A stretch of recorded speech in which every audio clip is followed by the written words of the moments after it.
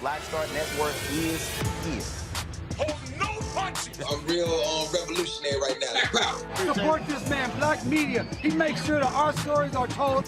Thank you for being the voice of Black America, Roland. Stay black. I love y'all. All momentum we have now, we have to keep this going. The video looks phenomenal. See, there's a difference between Black Star Network and Black-owned media and something like CNN. You can't be Black-owned media and be scared. It's time to be smart. Bring your eyeballs home. You dig?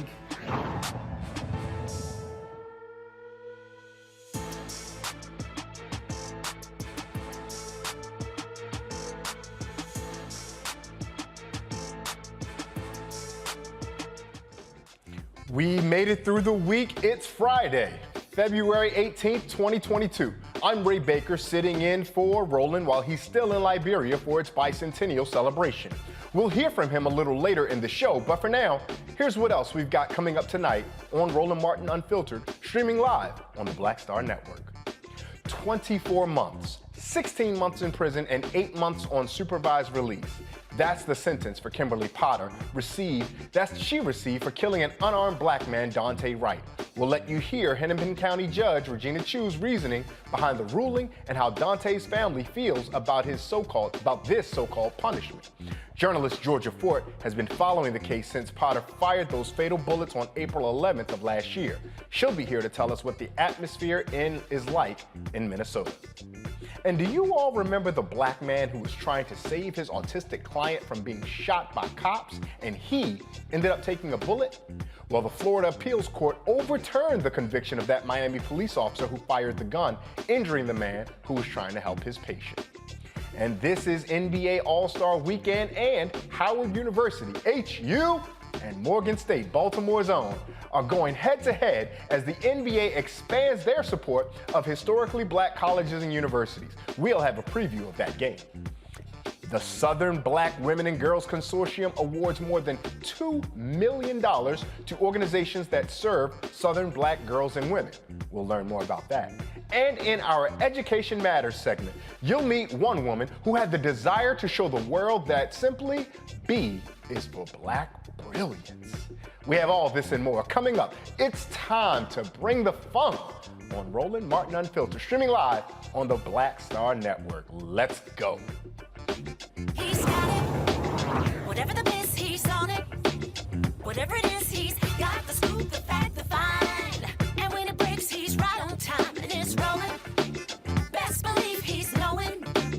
Putting it down from sports to news to politics. With entertainment just for kicks, he's rolling. It's on go, y'all. It's Roland Martin.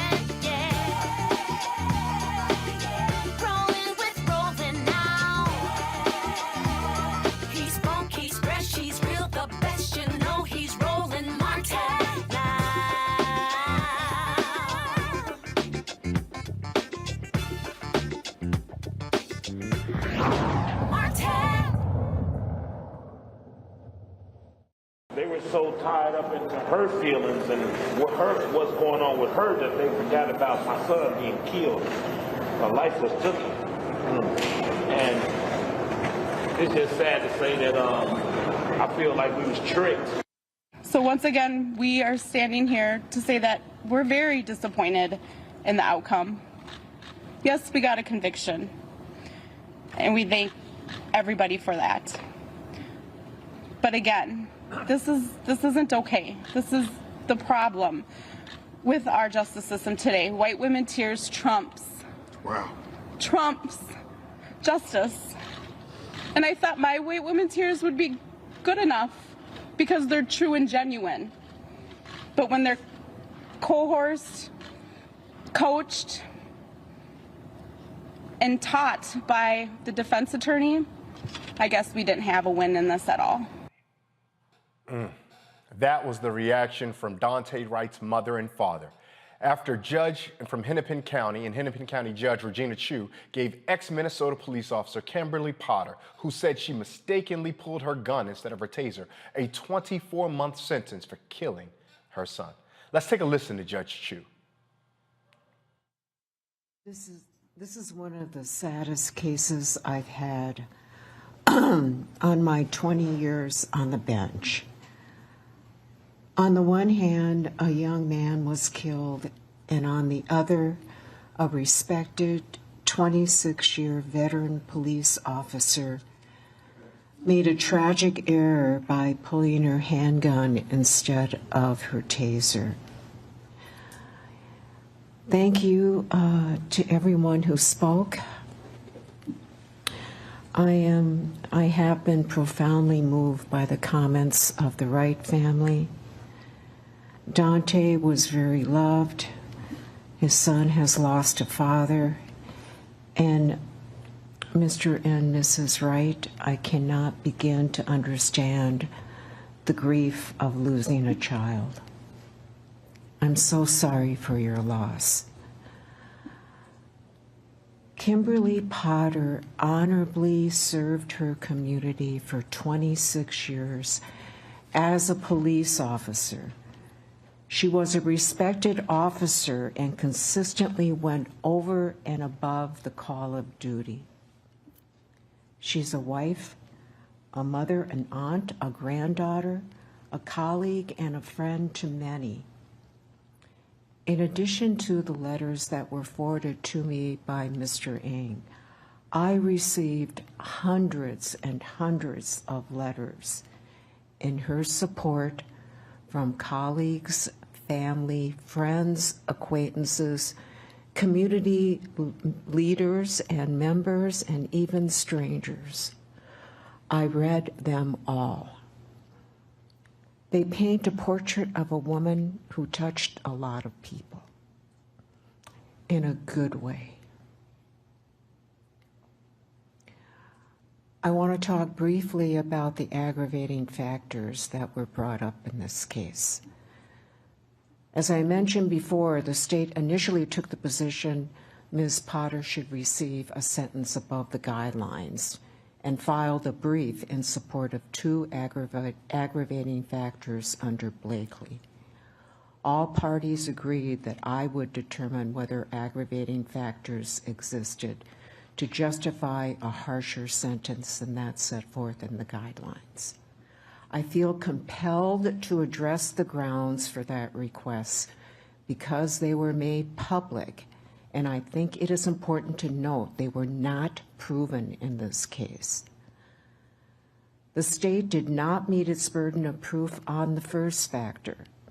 It is based on defendant causing a greater than normal danger to the passenger in the car and 2 other officers when she fired. But the shot only hit Daunte Wright.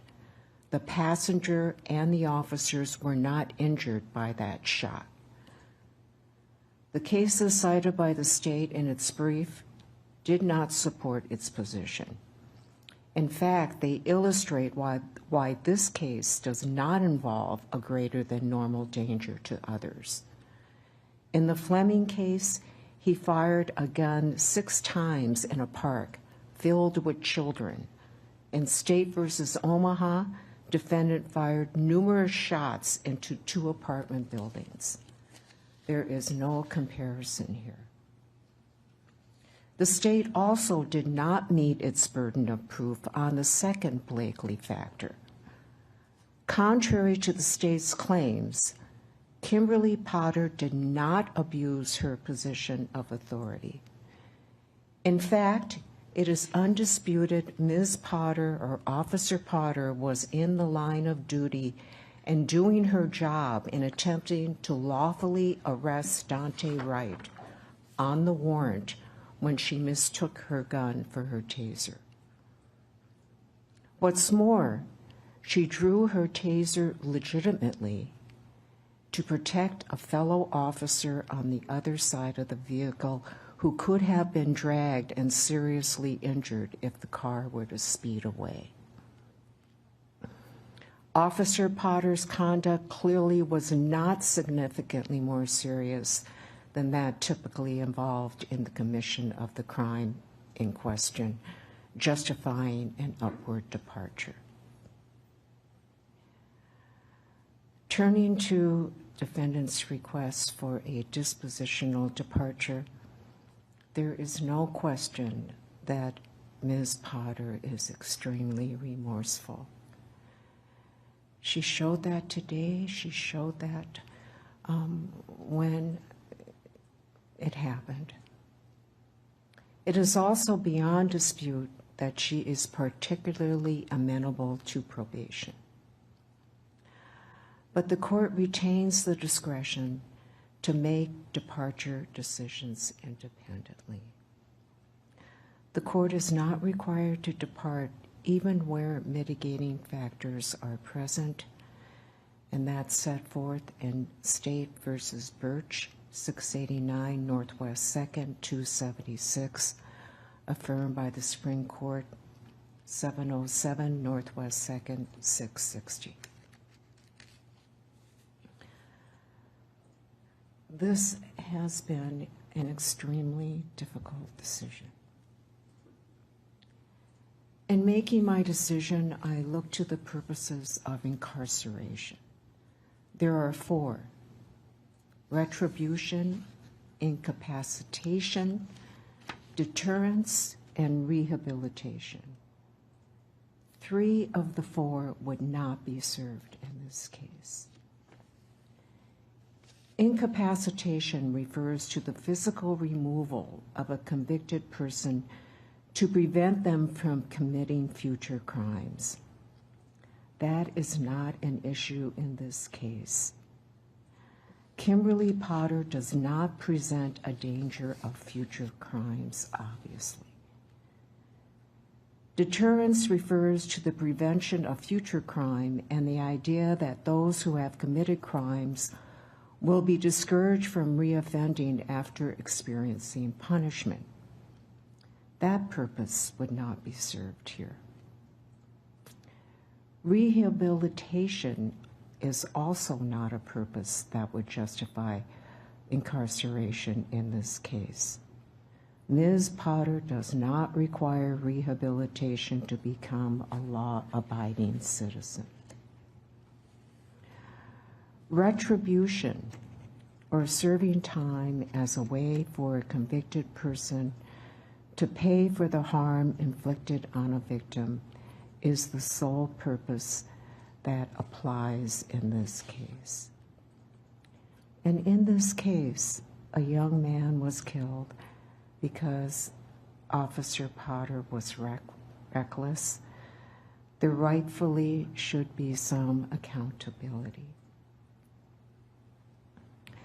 Sentencing guidelines are just that. They are guidelines that inform a judge regarding sentencing for various crimes. They are not set in stone. The court has the discretion to depart from guidelines depending on the particular facts of a case. A downward durational departure is justified if a crime is less onerous than typical. Put another way, if the conduct is significantly less serious than that typically involved in the commission of the crime, sentencing below the guidelines is justified. I find the facts and circumstances here justify a downward departure from the guidelines. First, Officer Potter's conduct was significantly less serious than your typical manslaughter case. The misdemeanor predicate for the manslaughter count was reckless handling or use of a firearm. Here, everybody agrees, and the evidence is undisputed, that Officer Potter never intended to use her firearm. She mistakenly drew her firearm at all times, intending to use her taser. There were police officers and experts who testified that the use of her taser was reasonable and appropriate under the circumstances presented for officer safety reasons. The fact she never intended to draw her firearm makes this case less serious than other cases. Second, the scene was chaotic, tense, and rapidly evolving. Officer Potter was required to make a split-second judgment. That constitutes a mitigating circumstance.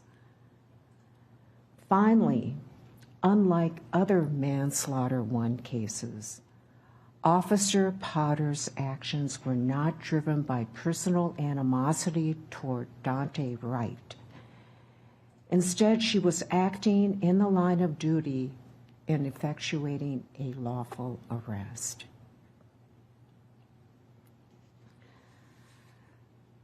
This case is highly unusual. The other officer cases tried in this court are distinguishable. This is not a cop found guilty of murder for using his need to pin down a person for 9.5 minutes as he gasped for air. This is not a cop found guilty of manslaughter for intentionally drawing his firearm and shooting across his partner and killing an unarmed woman who approached his squad. This is a cop who made a tragic mistake.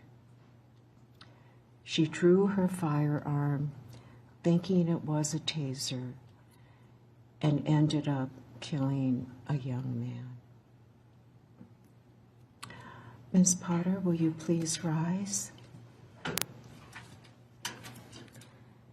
Given all these considerations and having carefully considered the comments of the family of both Daunte Wright and the comments of Kimberly Potter, as well as the arguments of counsel. It is the sentence and judgment of this court that you shall be committed to the custody of the Commissioner of Corrections for a period of 24 months. You shall serve 2/3 of that time, or 16 months in prison, and 1/3 on supervised release, assuming no disciplinary offenses or conditional release violations. You have credit for 58 days already served. Restitution will be reserved. There'll be a fine of $1,000 and a surcharge of $78 to be taken out of prison wages or due within 180 days. You must provide a DNA sample. You may not use or possess any firearms, ammunition, or explosives. You have the right to appeal the conviction and sentence. If you are unable to pay the cost of an appeal, you may apply for leave to appeal at state expense by contacting the state public defender. You may be seated, Ms. Potter. I'd like to make a few parting comments. I recognize there will be those who disagree with this sentence, that I granted a significant downward departure does not in any way diminish Daunte Wright's life. Potter was convicted of first and second degree manslaughter in December. Joining me now is journalist Georgia Fort, who has been covering this case in the Brooklyn Center. Georgia, tell us a little bit about what the atmosphere is like. We've heard from Daunte Wright's parents, but the activists who've been really agitating on the street, those who may have been in the community, the journalist advocates that we heard that responded to Amir Locke getting shot. I'm sure this has to have riled those folks up. Tell our audience about that, please. Absolutely. Well, there was a large crowd that was gathered here just moments ago, but they all now have gotten in their cars and they're traveling over to the judge's home to hold a protest outside of her home for this sentence that they say is both unfair and a slap in the face to the Daunte Wright family. And you're absolutely right. The trauma here in Minneapolis is compounded, not just this sentencing, but also that's on the backdrop of the federal trial that's happening now for the other 3 officers who are charged with the murder of George Floyd. And then we know that Amir Locke was fatally shot and his parents said their final goodbyes at his funeral on Thursday. And so all of these things are compiling again, right? And what a lot of people don't know about the city of Minneapolis leading up to the murder of George Floyd was that there was a compounding of trauma that happened at that time with the death of Jamar Clark, as well as Philando Castile, and so many others. And so what we heard from activists today outside of the Hennepin County Government Center was that they feel that the people in power, the mayor, the interim police chief, legislatures, lawmakers are not listening. There were nearly a dozen bills that were presented to lawmakers here in Minnesota immediately following the murder of George Floyd. And activists today are saying, why didn't those bills get passed?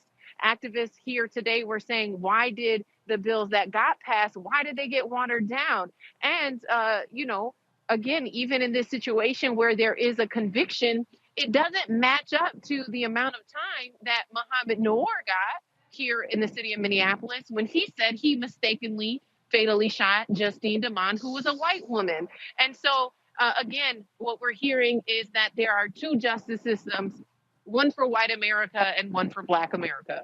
Georgia, I'm glad you brought up the example of Mohamed Noor because Judge Regina Chu brought that up, and I thought that was particularly curious because Sure, we can make an observation that perhaps this exchange was uniquely different than Derek Chauvin and George Floyd. But this exchange seemed very similar to Noor and Miss Damon, who were killed because they both responded out of fear, intensity of the moment, and in a mistaken behavior. But Judge Chu seemed to see a difference between the two. I'm not going to ask you to weigh in legally, but does that seem to hold any water to any of the people you were talking about or any of the lawyers you may have interviewed?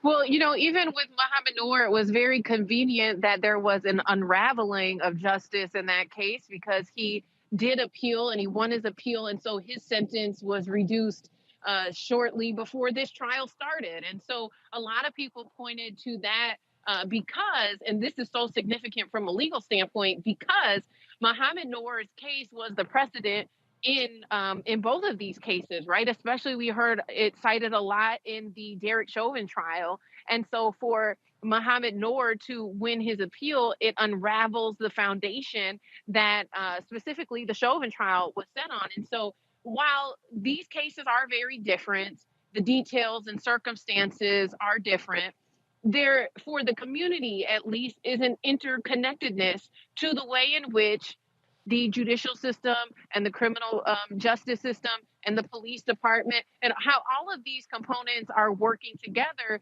to produce outcomes that are unfavorable to the Black community. And so when you juxtapose Mohamed Noor's sentence to Kim Potter's, it's not fair. It doesn't compare, although the circumstances are, yes, very similar. So one of the things I'm also curious about is that our national organizations sometimes are not consistent or in the same lockstep with what the local branches in those places are. Now, the NAACP has released the following statement. I believe this is from the national office. So hang tight one second. I'm going to read their statement. The NAACP says, stands with Wright's family in collective outrage as we witness yet another injustice in Minnesota. 16 months in prison and 8 months on probation is a slap on the wrist as scores of Black men sit in prison for the rest of their lives for committing non-violent crimes. Kim Potter will be a free woman in 1 year, despite the fact that Daunte Wright's daughter will live the rest of her life without her father. This only magnifies what we already know. The system is broken. Our hearts and minds are with the Wright family today as they suffer another injustice, end quote. Now, before I go to that, I'll come back to you, Georgia, about that, because there's a lot of intensity on the ground. Is the local branch of the NAACP in the lockstep with what we heard nationally? Because the national is really, you could tell there's frustration there. They're building up a frustration and disappointment with the justice system as it is playing out. Yeah, absolutely. The NAACP here locally has been extremely active throughout each one of these cases. And, when you talk about from a national standpoint in comparison to being local here on the ground, is the narrative matching up? One thing I really, really want to point out is the simmering and the brewing of all of these things happening and the collective trauma that the community is experiencing. It's very parallel to what we were experiencing before the murder of George Floyd. And so the question becomes, if corporations and businesses don't want to see that level of destruction, then when are they going to intervene and start using their political power and their corporate power to get some of these bills passed, get some of the legislation that the community was presenting forward? When are they going to use their voice and offer resources even for the trauma that the community is experiencing? And so from a local level, yes, absolutely, the NAACP has been in lockstep with the community and the Wright family. And one thing I haven't heard much on a national level that I'm hearing locally is the idea of anti-Blackness in the Asian community, with Regina Chu being an Asian woman and this sentencing being so favorable to former officer Kim Potter. It has raised some questions within the activist community because there's been so much solidarity and the protesters that we see come out is a very diverse group here in Minneapolis. But there has been this reoccurring question about anti-Blackness in the Asian community. And I think that this has reignited that conversation. I want to ask a little bit about that, Georgia. Are folks that you're talking to and engaging with, are they moving forward with a hostility toward Asian Americans, believing that there's anti-Blackness, or are they skeptical of anybody who is now buying into the justice system as it exists, because whomever is now an officer of the justice system is now reflecting the same anti-Blackness that our justice system is doing? Well, I wouldn't say that there's anger. I don't think people here are upset with the Asian community, but I think that there's been some pushback in the Asian community that anti-Blackness doesn't exist. It's not a thing within their community because they're also people of color. But I think in this instance, you're seeing a clear allegiance to white supremacy. You're seeing a clear allegiance to the sympathy and the empathy that Judge Regina Chu showed to Kim Potter today. And so I think it's reigniting the conversation that anti-Blackness is a real thing. And just because you're a person of color doesn't mean that you too can't have those values of anti-Blackness. Now, I'm going to bring a panel in after this question, but I've got one more question for you, Georgia, right before I go to the panel. When we saw the unrest after George Floyd and the rebellion after George Floyd, the weather actually was an important factor because the weather was comfortable enough that masses of people could get outside comfortably to get engaged in the protests. To ultimately, we saw what happened with the 3rd District Police Station. We can see you right now. It does not look comfortable, to be honest. And so do you think that the bitter cold of the weather will discourage the groundswell of human beings who would otherwise be involved in activist behavior? Well, I think that we've seen the activist community here get pretty creative with the way that they protest. We've seen a number of car caravans that have happened during below zero weather, where you'll see hundreds of cars taking to the street, honking their horns as a form of protest, still having signs displayed, around their car or holding signs outside of their car. So we've seen people get pretty creative and still trying to show up and be disruptive. We've had a number of sit-ins at City Hall where activists and students come into City Hall and they sit in because it's warm. But in terms of the numbers outside, it's a little hard to say. Today is extremely frigid cold. However, about 2 weeks ago, there were thousands of people who came out in the frigid cold to demand justice for Amir Locke. And so it can be challenging to try and anticipate the pulse of these protests and when people are going to show up and what different factors, play a role. There's also been a number of communication disruptions that I've heard from activists who say that they will post an event on Facebook, a protest event specifically, and the time gets changed. And so people are confused about what time to show up. So there's been some interesting things that have happened within the activist community here. But in terms of numbers, I mean, just last week, we saw thousands of people out in the street demanding justice for Amir Locke. And so we're going to continue following the community response to the Kim Potter sentencing. Like I said earlier, there was a number of people gathered here moments ago that have now left in a car caravan to the judge's house. So I'm actually going to head over there and live stream what that scene is like as soon as we get done. Real quick, before you go, tell folks where they can find and follow that live stream so they can also get up to date if they can't catch it right now because they're watching the show. But if they want to come back a little bit later and make sure they've taken a look at it, tell folks where they can find that. Absolutely. If you look up georgiafort.com, you can connect to all my social platforms, and we'll be live streaming to Facebook, YouTube, and Twitter. Georgia, stay warm. Go get somewhere warm. We thank you for being on the ground covering this. Enjoy your weekend. Absolutely. You as well. Thank you so much. We're going to pivot and bring in our panel now. We're joined by Michael Imhotep, the host of the African History Network show, Kelly Bethea, JD, communication strategist, and Xavier Pope, host of Suit Up News and the owner of Pope Law Firm. Everyone, thank you so much for joining us. Xavier, I'll start with you because this is a legal question. You heard Georgia and I call back to Muhammad Noor's example when Justine Damon, Miss Damon was shot, and how similar it looked to us, but neither one of us are legal experts, so I defer to you. Am I out of bounds for trying to compare these two incidences? No, you're not out of bounds for comparing the incidents. In terms of a mistake being made by the officer. And even if it's a reasonable mistake. It was reckless, and that was the standard. And this is what the judge openly said. Judge Chu, he called Kim Potter's behavior reckless, and this goes beyond the scope of her duty. And for the prosecution in this case to call for upward gradation in the sentencing, and the judge looking at that, and instead of just flat out denying the upward trajectory sentencing, she chose to downgrade the sentencing.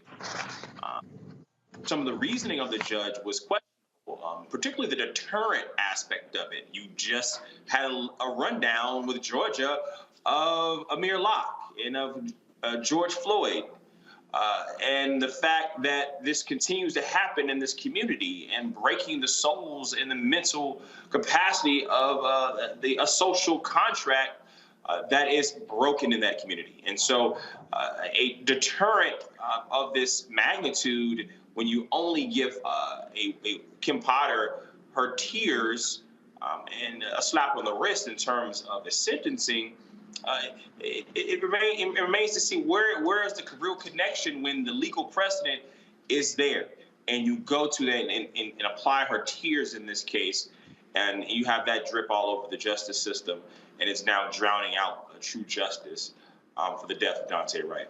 I appreciate the wordplay there, the tears dripping over the justice system. Kelly, as a communications expert, I'm curious about what the historian Errol Lewis calls the semi-public transcript, which means that thing that's being communicated that we haven't quite heard explicitly, but all of us are clear to hear. And so when we see and we hear Daunte Wright's mother say, I thought that my white tears might matter because they're legitimate, but then we hear that Ms. Chu observes the behavior of Ms. Potter in the courtroom, and that means something in a way that seems to supersede what else was there. What do you think both law enforcement officials and citizens in Minneapolis and Hennepin County, what do you think they heard when they hear this verdict?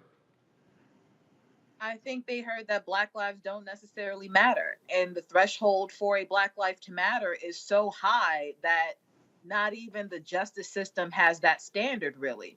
And I kind of alluded to this back when the verdict came down for the George Floyd case, in that they basically set the bar incredibly high. Like the reason that he was sentenced, found guilty, all of that, I'm talking about Chauvin, it was beyond the standard of beyond a reasonable doubt. There should have been no question that man should have been convicted and sentenced.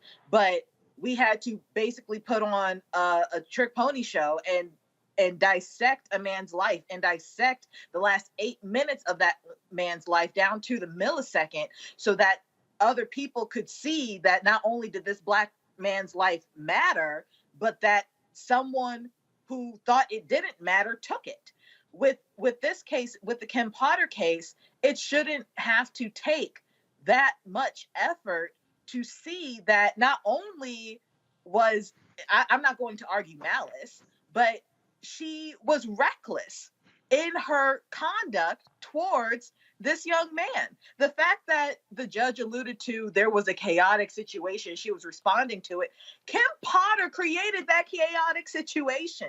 Kim Potter created that situation. Kim Potter is the one who doesn't know the difference between a taser and a gun. That situation is what is chaotic, not the fact that a Black man is scared of police in a jurisdiction where police don't really like Black men or Black people, for that matter, as evidenced by their conduct towards the Black people in that jurisdiction. So what did people hear? I know I heard that my life does not matter in Milwaukee, and I'm sure that other people heard that too. Yeah, Minnesota as well. I mean, Milwaukee has its own host of racial problems and challenges, but Hennepin County, a place that's often thought itself to be good.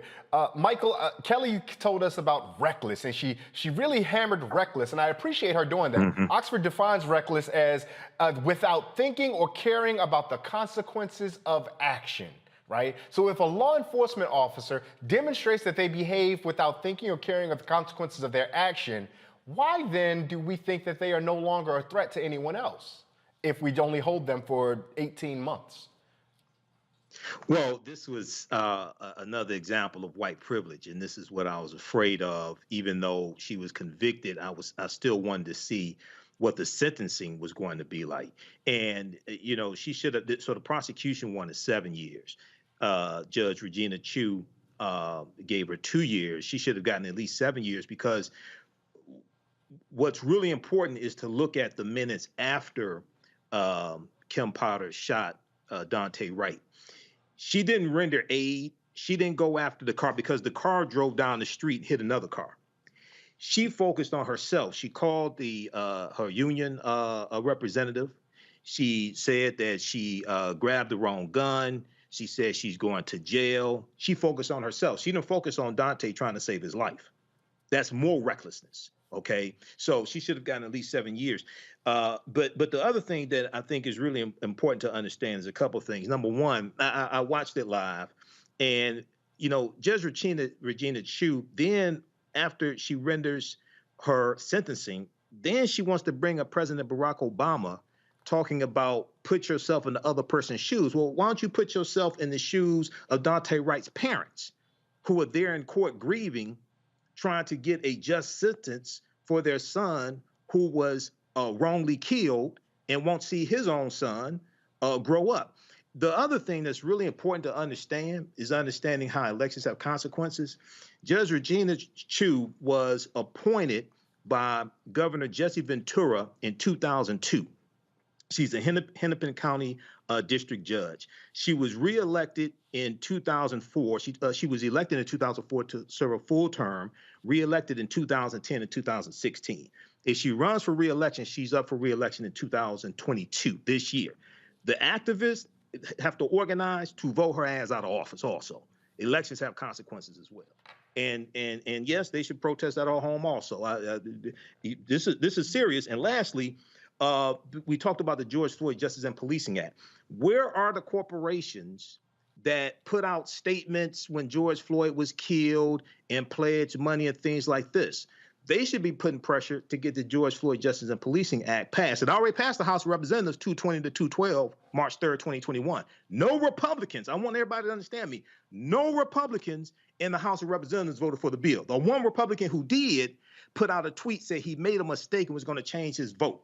Okay, so where are so now these corporations have laryngitis and amnesia as well. So we have to put pressure on them also. Talking to you, Target, United Health Group. Absolutely. 3M, Target has a target on U.S. back. Bank, Yep. Mayo 3M, Clinic, yep. and so many more. We're going to have to take a break. Stay right there. This is Roland Martin Unfiltered on the Black Star Network. We'll be right back.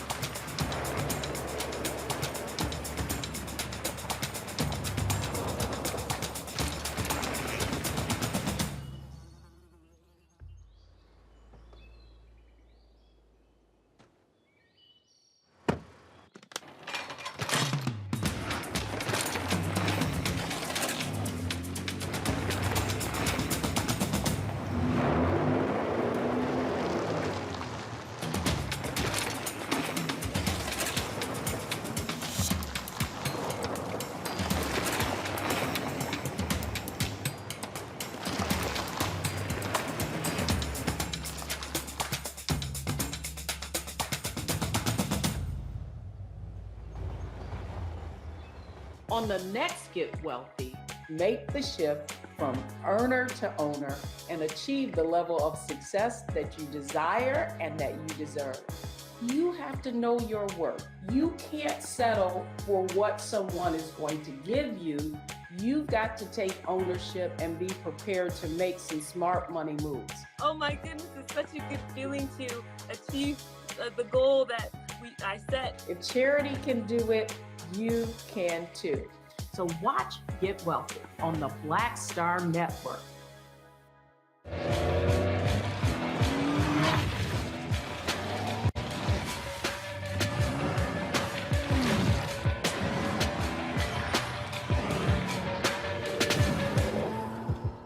Pull up a chair, take your seat.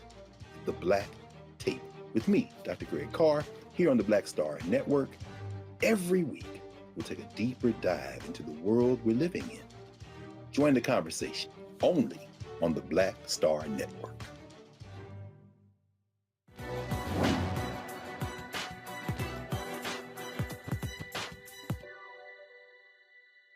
Negro life is not only founding new centers, but finding a new soul. Scholar and critic Alan Locke.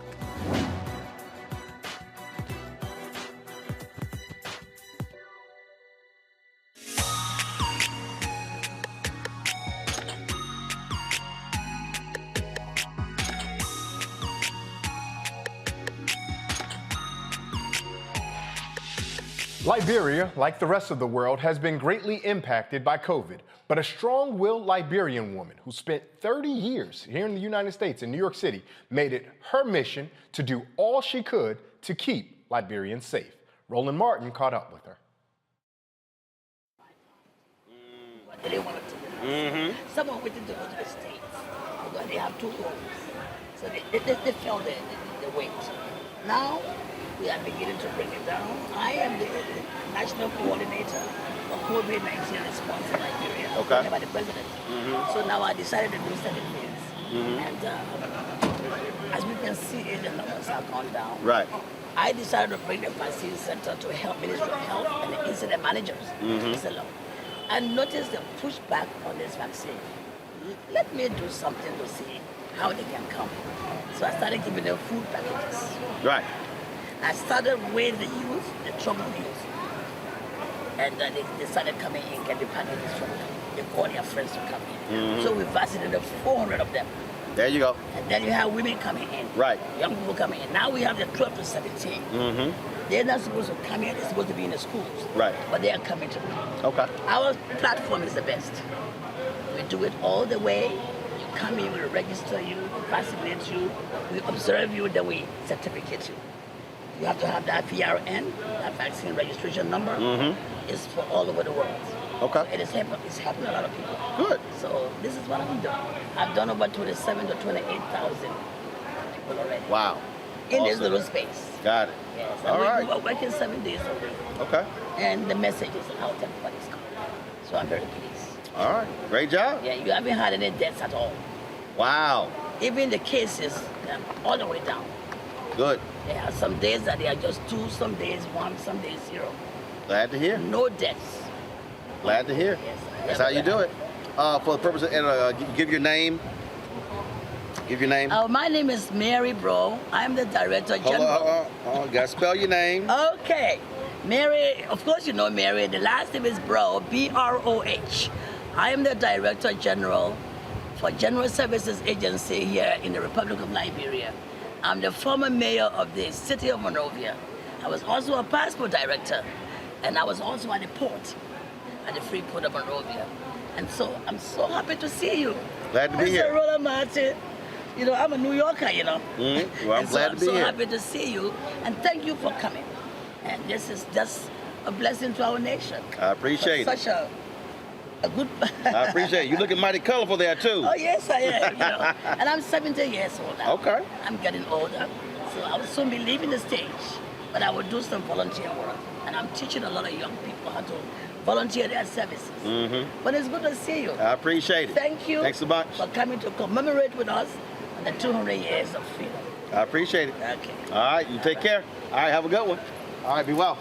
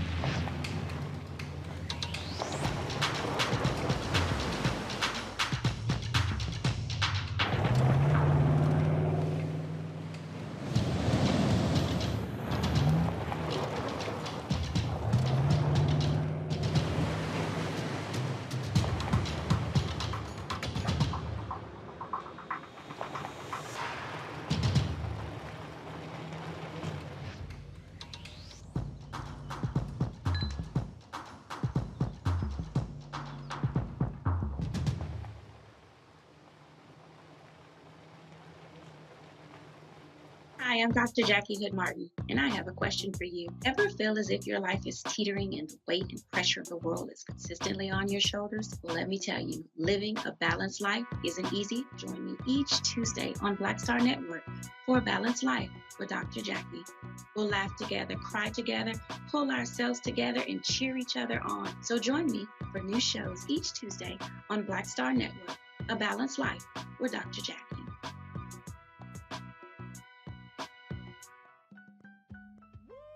We're all impacted by the culture, whether we know it or not. From politics to music and entertainment, it's a huge part of our lives, and we're going to talk about it every day right here on The Culture with me, Faraji Muhammad, only on the Black Star Network. Hey everybody, it's your girl Lunel. So what's up? This is your boy Earthquake. Hi, I'm Chaley Rose, and you're watching Roland Martin Unfiltered.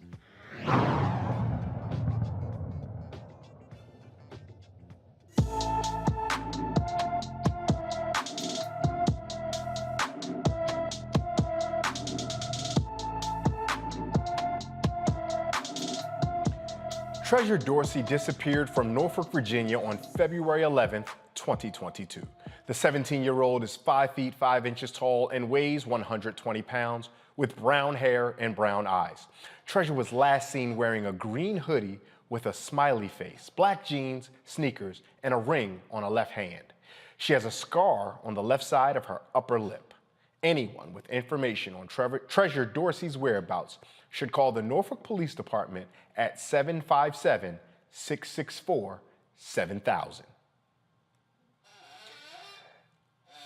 A Florida appeals court overturned the conviction of an ex-Miami cop who shot an unarmed autistic man and his caretaker in 2016.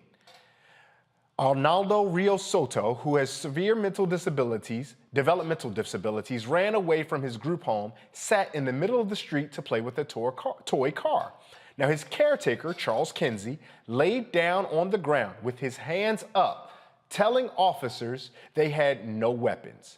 Jonathan Aleda was the only officer who fired a weapon, striking Kinsey. Aleda testified he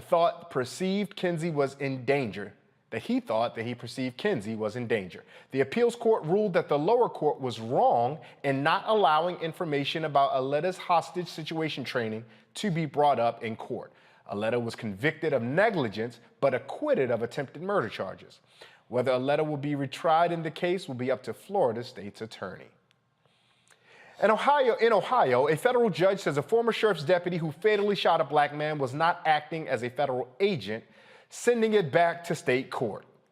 Jason Meade, a now retired sheriff's deputy, shot Casey Goodson 5 times in the back as he entered his grandmother's home in December 2020.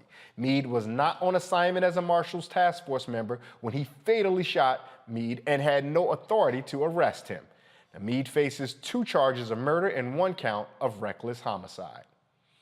Also, in Indiana, elementary school parents received a letter giving them the option to opt out of Black History Month lessons. Sprunica Elementary School counselor Benjamin White sent this letter home, giving parents the choice to pull their kids out of class for the Black History lessons. The letter went viral on social media. Here's how the superintendent of the school district responded on Twitter. He says, quote, "Earlier this week, unauthorized by Brown County Schools, was released to elementary school families erroneously advising our students and parents that they could opt out of certain instruction regarding Black History Month," close quote. To be clear, the district does not permit students opt out of history lessons, including ones based on historical injustices. We apologize for the confusion caused by the letter and offer our assurances that Brown County Schools is committed to providing an inclusive educational environment for all students and families. Let's start with you, Michael. I'm going to bring back our panel. Michael, Xavier, and Kelly are here to join us with this conversation. Michael, I'm going to start with you. Do you believe the superintendent when they say that they are intending to be inclusive of all history, including ones that center around injustice? Well, you know, it's interesting that we talk about this topic today because I talked about this last night on the African History Network show. So Sprunica Elementary School is a school of approximately 240 students. the school is 97% white. So the counselor, and I read the memo that the letter that the counselor sent out, Benjamin White, and at the bottom there's a place where parents can sign off to opt out of the Black History Month lesson. The superintendent, Emily Tracy, from looking at the reporting from WTHR Channel 13 there in Indiana, it looks like what she's saying is true. However, I want to see how this matter is fully handled. Okay, I want to see how this matter is fully handled. I don't know. I haven't been able to find out how many parents opted out or if any parents opted out either. I've been looking at reporting from the Washington Post, NBC News, and local reporting from WTHR Channel 13. But this is a crazy story. And there was a counselor who did this, and I haven't been able to find any statements from the counselor why he did this. He referred the news media to Superintendent Emily Tracy.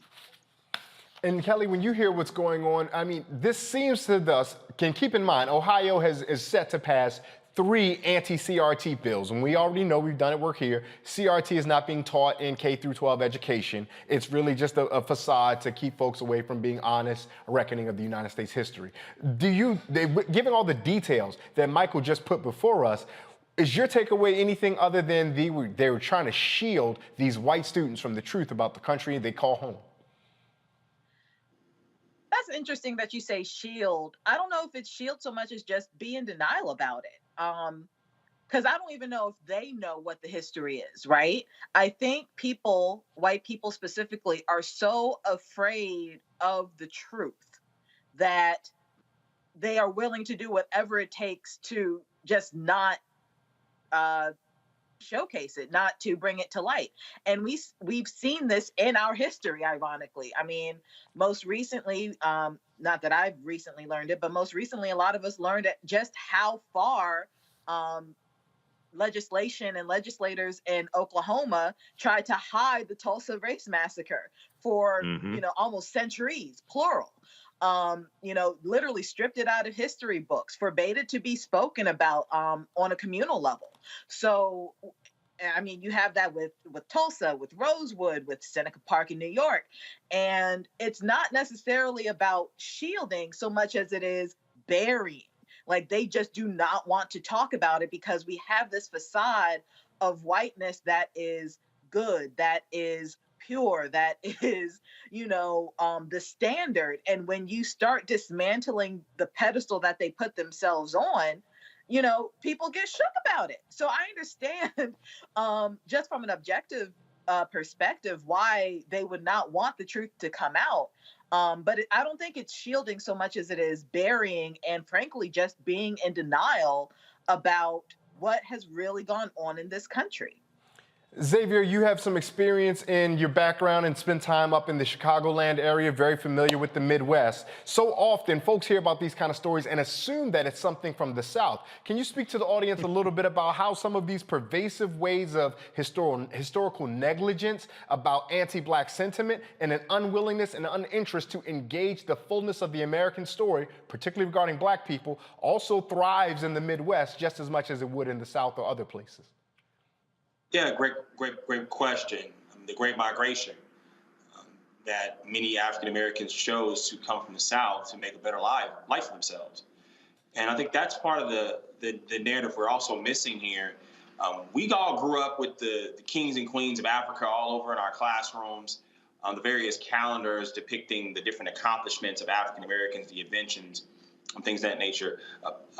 The statement by the district was about injustices, but it basically assumes that African Americans were only enslaved and fought in civil rights, when African Americans have contributed to the greatest advances in Western civilization, and also prior to in 1619, as Rihanna Jones liked to call it, but there was history of Black accomplishment in the world prior to coming over here to America as enslaved people. And so there's also contribution to art, into architecture, into music. There's so many different things that are richness of the Black experience that we've given this world. And it's worth teaching in the classroom to young kids just as much as teaching injustices. Yeah, that's a great point. And I think it's important that all of our viewers make sure they know that and take away. We're going to have much more about that Black Brilliance, about the kindness and importance and greatness of Black people absent injustice on the other side of this break. You're watching Roland Martin Unfiltered, streaming live on the Black Star Network. We'll be right back.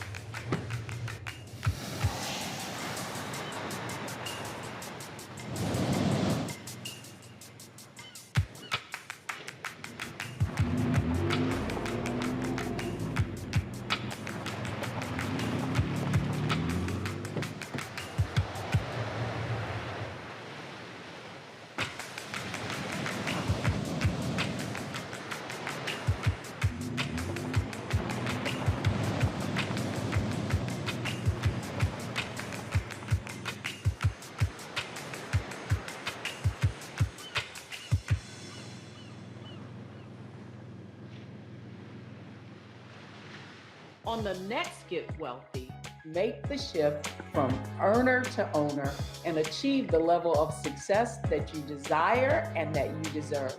You have to know your worth. You can't settle for what someone is going to give you.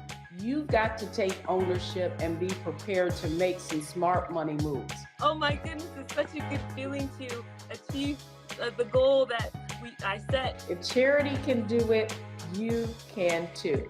So watch Get Wealthy on the Black Star Network.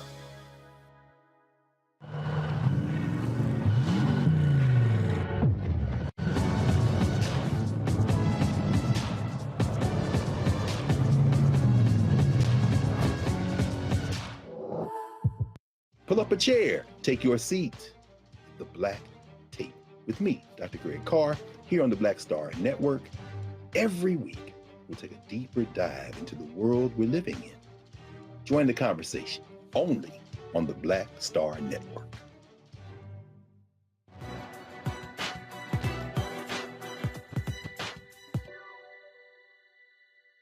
History and experience should not be ignored. Civil rights activist Roy Wilkins.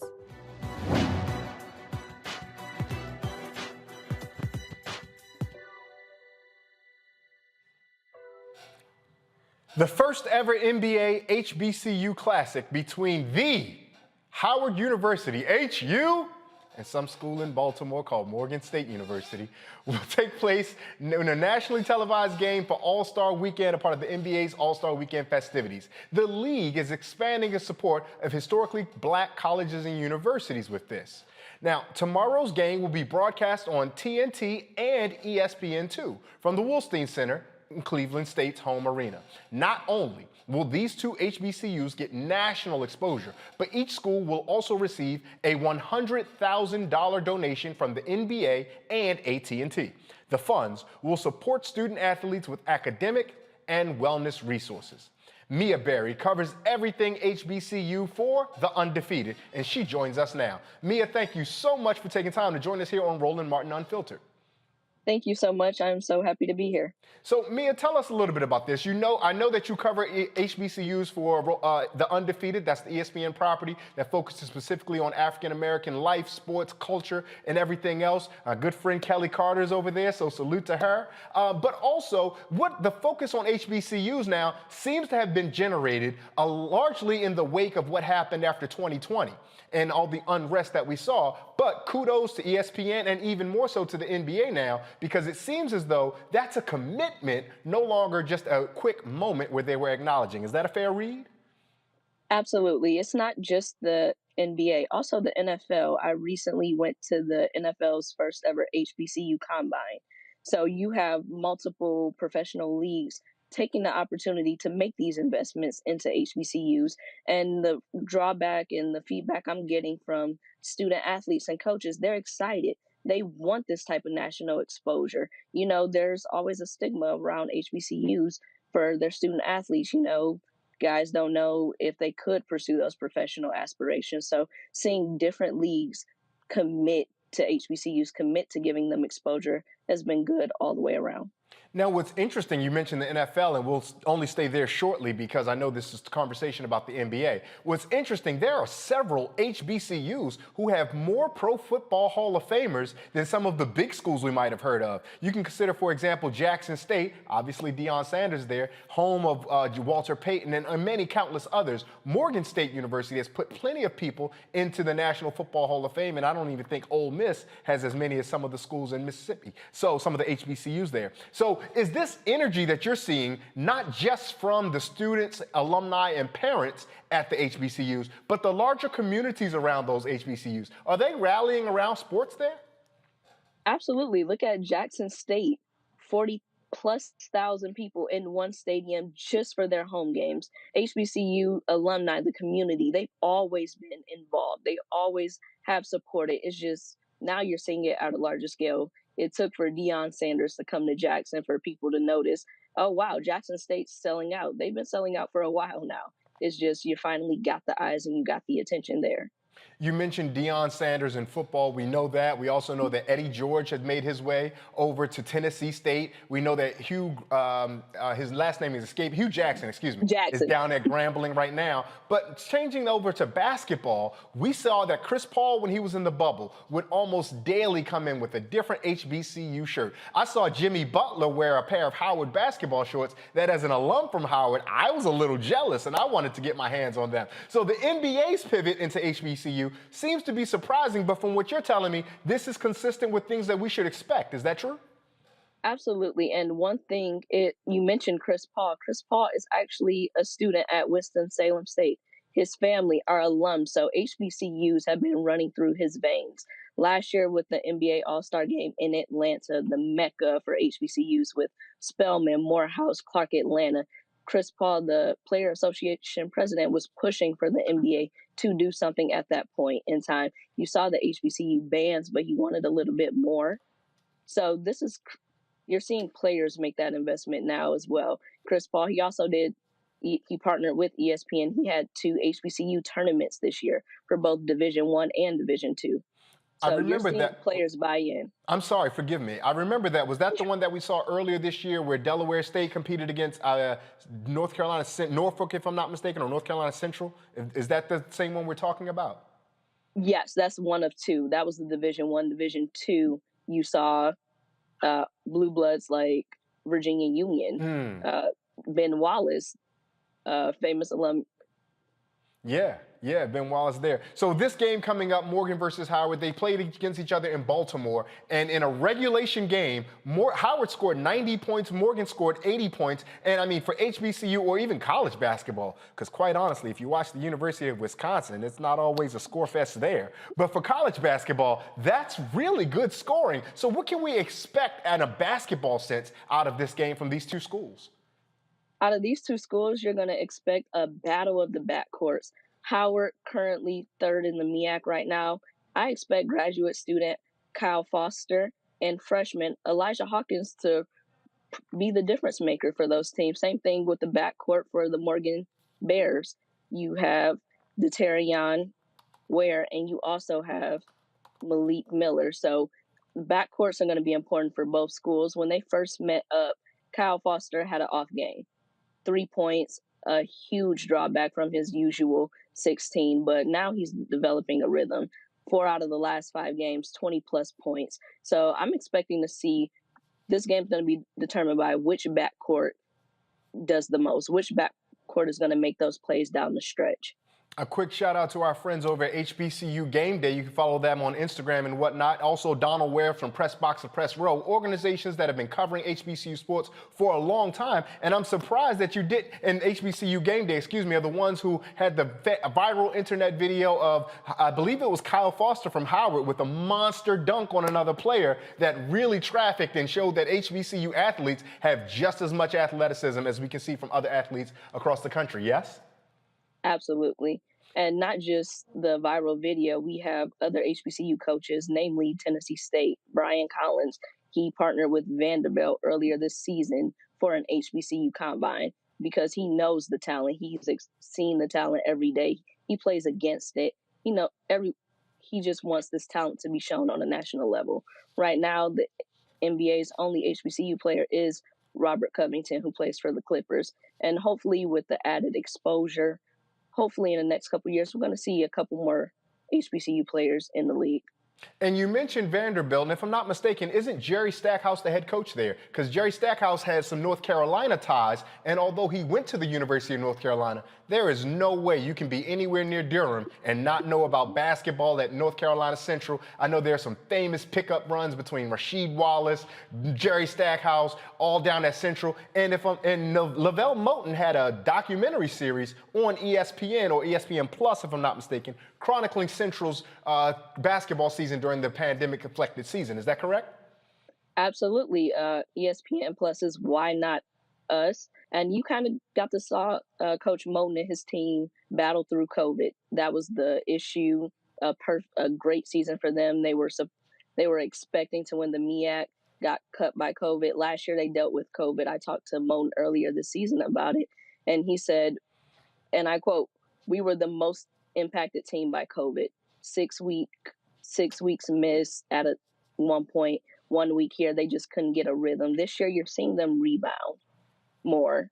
You have Justin Wright stepping up. So Central's doing what they're finally back to a rhythm. So it's good to see them rebound and get a handle on the virus. Me, I gotta be honest. I live in Baltimore. I'm an alum of Howard. I want no parts of Central winning the MEAC this year. If somebody gonna win the MEAC, I'd rather it be Juan Dixon over at Coppin. I'd rather it be our good friends over at Morgan. Or ideally, it would be Coach Kevin Nickelberry. Is it still Kevin Nickelberry over at Howard University?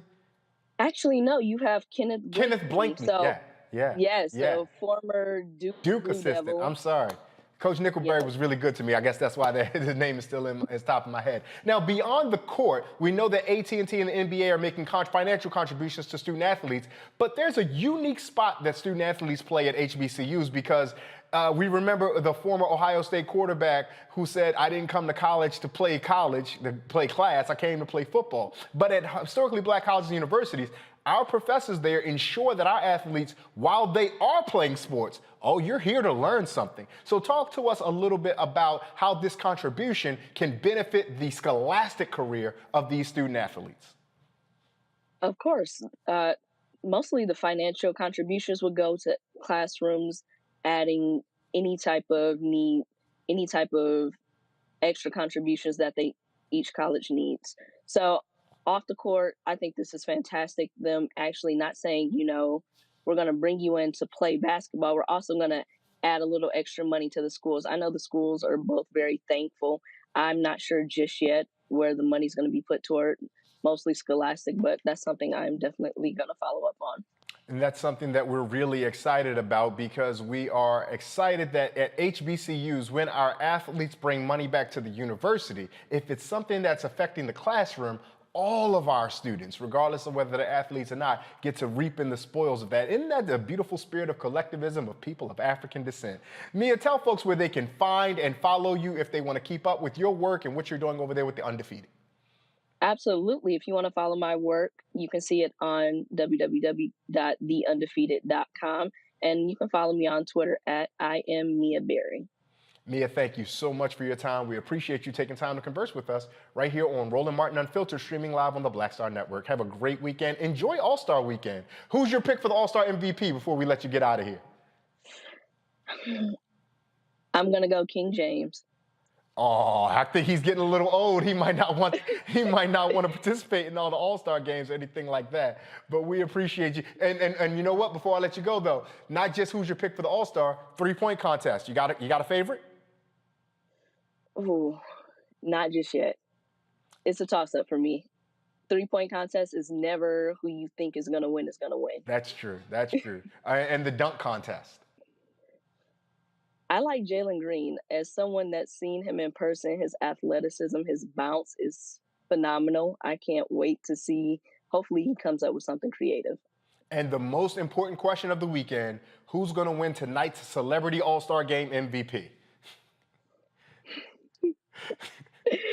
I have no idea. They didn't teach you that in journalism school, did they? That you would come on television and someone asks you who's going to win the Celebrity Game MVP. Well, that's what happens when you come on Black Media. We're going to have fun. We're going to make sure we get the information out, but we're going to have some fun with you. Yeah. Mia Berry, thank you so much for your time. We look forward to all your fantastic reporting on HBCUs here at The Undefeated. Thank you. Thank you for having me. Now, in other news, a federal judge says he's dismissing a lawsuit challenging Arkansas's new state house districts as diluting the influence of black voters unless the Justice Department joins the case. Now, that's some new information, but U.S. District Judge Lee Rudofsky gave the Justice Department 5 days to join the lawsuit as a plaintiff. Two groups are challenging the new districts for 100 House seats. The ruling comes days before the one-week filing period for state and legislative offices begins in Arkansas. The redistricting plan created 11 majority black districts. The group says there should be more. Going to go back to our panel now. We're joined by Xavier Pope, we're joined by Kelly Bethea, and also Michael Imhotep. Kelly, we're seeing all types of redistricting challenges and issues squaring off in courthouses all across the nation. Should we be looking at this as an isolated incident regarding Arkansas, or should it be taken in the most aggregate form that's there?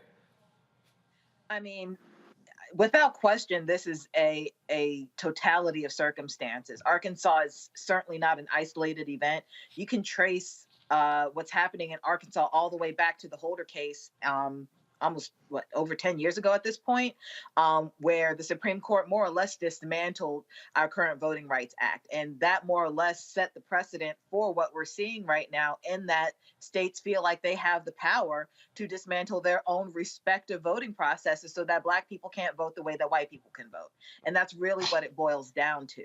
The fact that white people see and feel their power slipping away, and minorities, Black people specifically, getting their power in their voice, in their vote. And they are doing whatever it takes to suppress that power, to suppress that vote, so white people, can retain whiteness and retain power. But no, what's happening in Arkansas is certainly not an isolated event. You can see that across the country. Arkansas, Texas, we just saw a case in North Carolina. Even Maryland had some bills that came down the pike. I don't think any of them passed, but they even had some scares, so to speak, regarding their voting processes. And it all stems from whiteness trying to be preserved.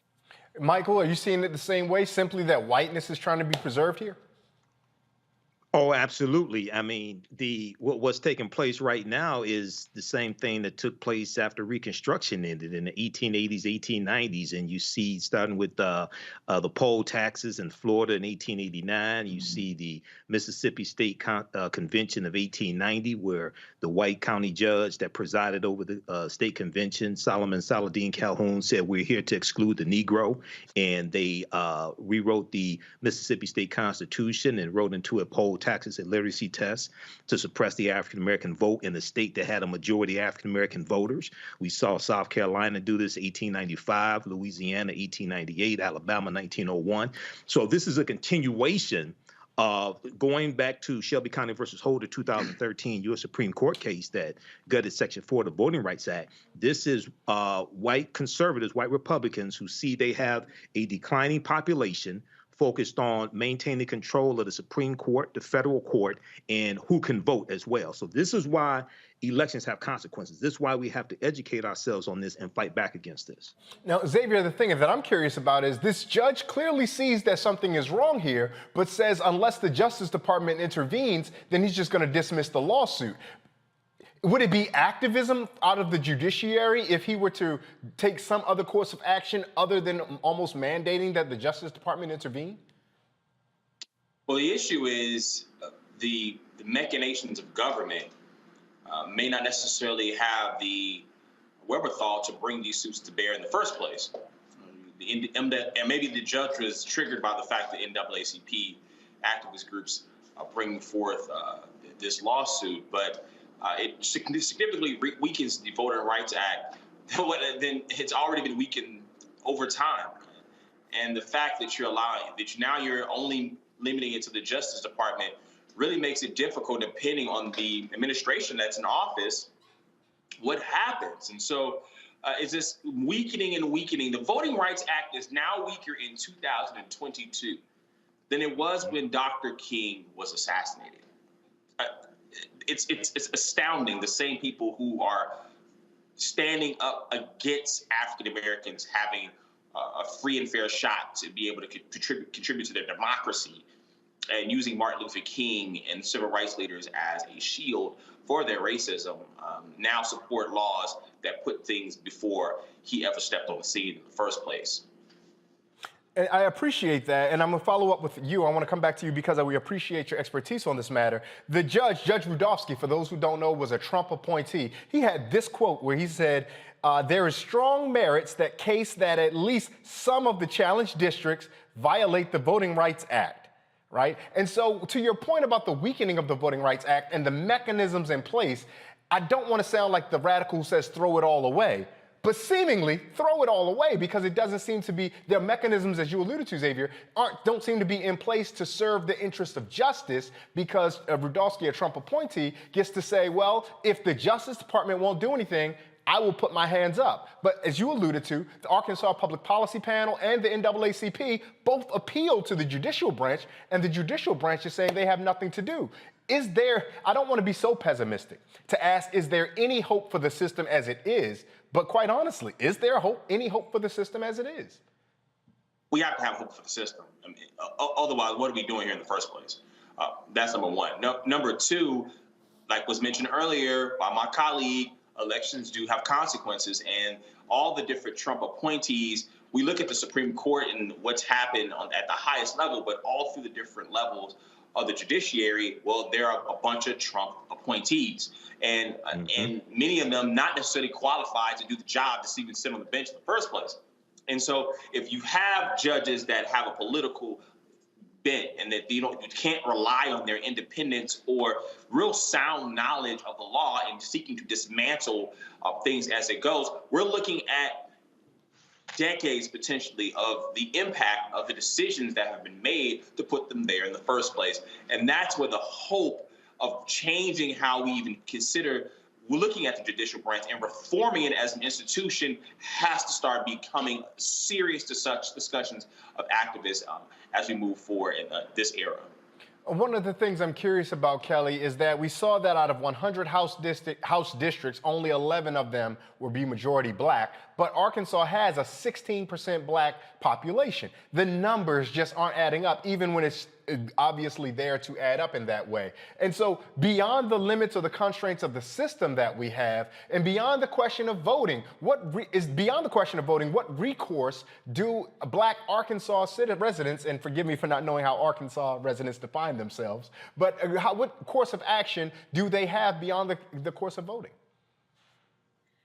I'm not entirely sure. I mean, you certainly have protests. You certainly have boycotts. You can find out who these legislatures support and boycott those businesses. There are recourses. It's just a matter of exactly what they are, how serious are people when it comes to preserving the right to vote. You can, again, throw out a bunch of suggestions, but it's really about what people are willing to do and how to move forward in that regard. Outside of voting, that certainly is the most important one, I would say. But I mean, I would be looking back towards history and see how other protests were done, specifically in that state, because everything doesn't work everywhere. Michael, Xavier makes a good point. He says, if we're not going to try to work with the levers within the system, what are we doing here? Yet there is a community of activists, black and otherwise radical activists, who are very much on the tear it down and, to borrow from Joe Biden, build back better. But is there a way that we can do this in the short term that can ensure the rights and privileges that Arkansans deserve, while also attending to our larger needs to create a system that ensures justice for all of us? Well, I know one of the problems that you're dealing with is the clock is running because in some states they've already started the beginning. In February starts the beginning of those midterm elections. Okay, so some things that can happen, and not knowing all the laws in the state of Arkansas, you have to make this a national fight. It can't just be a state fight. These voter suppression bills that are being crafted by Heritage Action, the Heritage Action for America group, with Jessica Anderson as the executive director. They are the sister organization to the Heritage Foundation. They have a 50-state strategy, okay? So when you fight back, it can't just be in your county or in your state, okay? You have to link up with people across the country. And one of the things that's really important, and I know there's an effort to change the Electoral Count Act of, I think, 1887. Representative James Clyburn is suggesting take the pre-clearance from the John Lewis Voting Rights Act, put that in the bill if you can get it passed. There's bipartisan support for rewriting the Electoral Count Act. When we talk about voting rights, and I've said this a number of times, we have to make this a fight beyond just civil rights and John Lewis and Dr. King, because when you do that, it gets boxed in as a Black issue. If this gets relegated as a Black issue, most likely we're going to lose because we're 13% of the population. Okay, you got to talk about the 19th Amendment to the U.S. Constitution and white women's voting rights and women's voting rights, the 26th Amendment to the U.S. Constitution and college students' voting rights, because the 26th Amendment lowered the minimum age to vote from 21 to 18. So we're talking about white college students, Latino college students, African-American college students. We're talking about white women, et cetera. So we have to, it has to, and also we're dealing with women's reproductive rights, all of this, okay? So there has to be a coalition. It can't just be on the backs of African-Americans for this fight. Now, Michael, let me push back for a second, because you noticed that you mentioned that this should be a national strategy, a national fight, but we remember the quip that was most famously used, although not originated, by former Speaker Tip O'Neill: all politics is local. And forgive me for borrowing the names that you just asked us to go beyond, but even with regard to Dr. King or with regard to John Lewis, they made their names doing specific local organizing. And so how do you recommend or advise those Arkansans who are activists in this space to do that local organizing to ensure justice for them in their home state, while also incorporating the larger strategy that you're talking about? Well, you had local organizing, but at the same time, you had the attention of America when we talk about Bloody Sunday, March 7th, 1965. We talk about a letter from a Birmingham jail. You had people coming from around the country, like Viola Louisa, who was a white housewife here in Detroit, who saw Bloody Sunday on her TV in the living room, drove down to Selma, Alabama, to help the African Americans organize, and she was killed by the Ku Klux Klan. So now we're dealing with a situation where we're under attack by organizations, whether we talk about the Heritage Foundation, whether we talk about and we have in the state legislatures, Republicans who are passing these voter suppression laws. So now we're at the point where we have to realize that it's not just an African-American issue. So it's the NAACP, it's the National Urban League, it's National Action Network, it's Black Lives Matter, it's women's reproductive rights, it's the women's organizations that were there January 21st, 2017, the day after Trump was inaugurated. And there's about 500,000 of them in Washington, D.C., and they were organizing all across the country, and they had rallies all across the country. Is all these organizations, because they're coming for all of us, okay? They're using African Americans as the foil, but when you talk, see, for instance, there are 38 million disabled Americans who are voters, 38 million.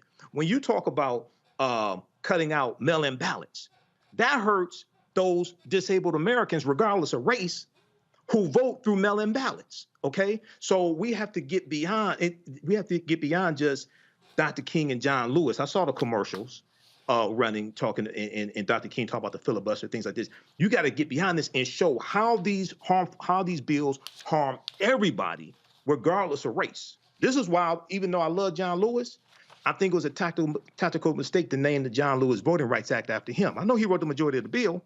I would have named it after Susan B. Anthony.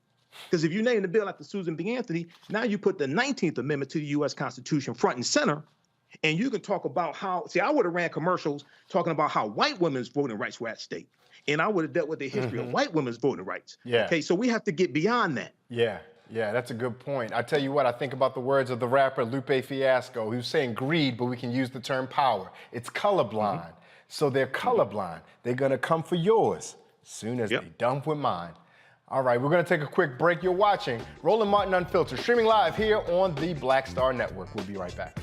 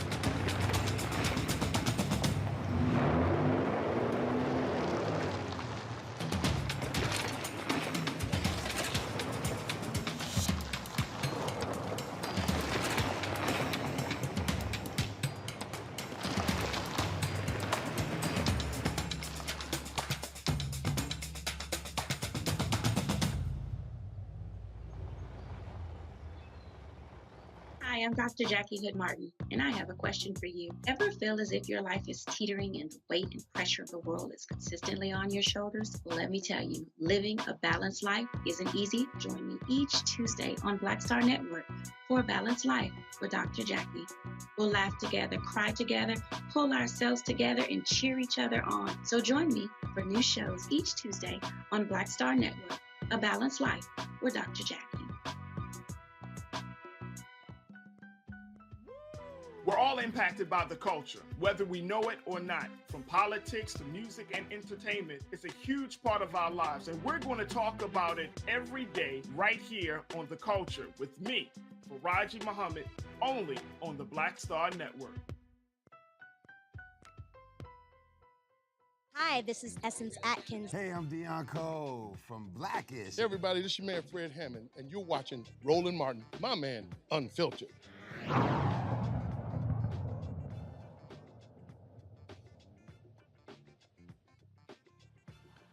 Organizations supporting Southern Black women in about a dozen states will get financial help from the Southern Black Women and Girls Consortium. The group is giving $2 million to 71 Black-led organizations. Latasha Brown, co-founder of Southern Black Girls and Women's Consortium, joins us now. Latasha, thank you so much for joining us here on Roland Martin Unfiltered. Thank you for having me.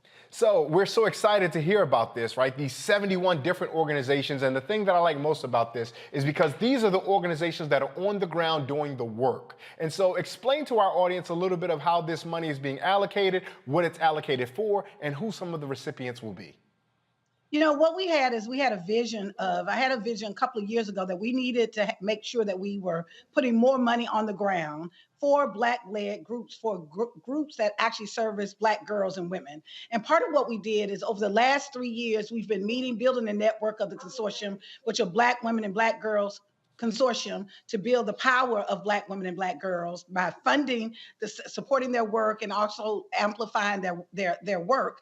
And so what we did is this cycle, we were able to provide over $2 million in funding, $2.2 million in funding to 71 groups that are based throughout the South. We work in 12 states in the South, throughout the South, for Black girls. Some of the organizations that we're working with, like Destination Liberation, is an organization that is providing travel opportunities, travel and educational opportunities for young Black girls to actually have experiences, girls particularly from rural areas in the Deep South.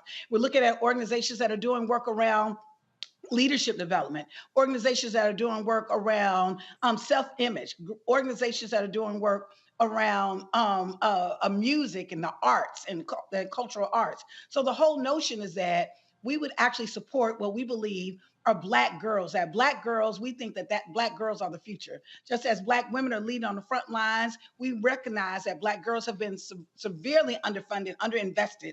And so our organization is seeking to build that network of organizations throughout the region to be able to give funding to connect, to share, to learn, and to amplify the voices of Black girls. Now, there's a particular focus on Southern Black girls and women and Southern Black women-led organizations. How is that particularly unique and necessary given the moment we're living in today?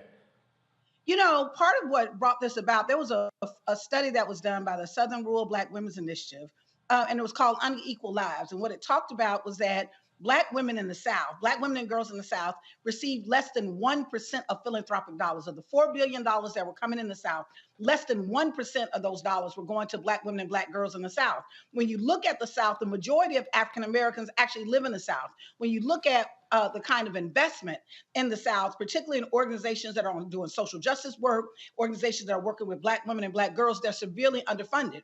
And so what we wanted to do is we wanted to create a solution that was really around being led. Everything about this, from the inception of it to the execution of it, has been designed, implemented by Black women and girls. And what we wanted to do is create a self-determination model that we actually believe that we are the solutions to our problems, that we would put our heads together, we would bring our skills, our talents to bear, and we would create this consortium, this network that would support and lift up the leadership and the work of Black women and girls, those organizations that are centering the needs and the interests of and the voices of Black girls and women in the South, in a region that has been severely underfunded and underinvested. And so that was a part of the work that we've been doing.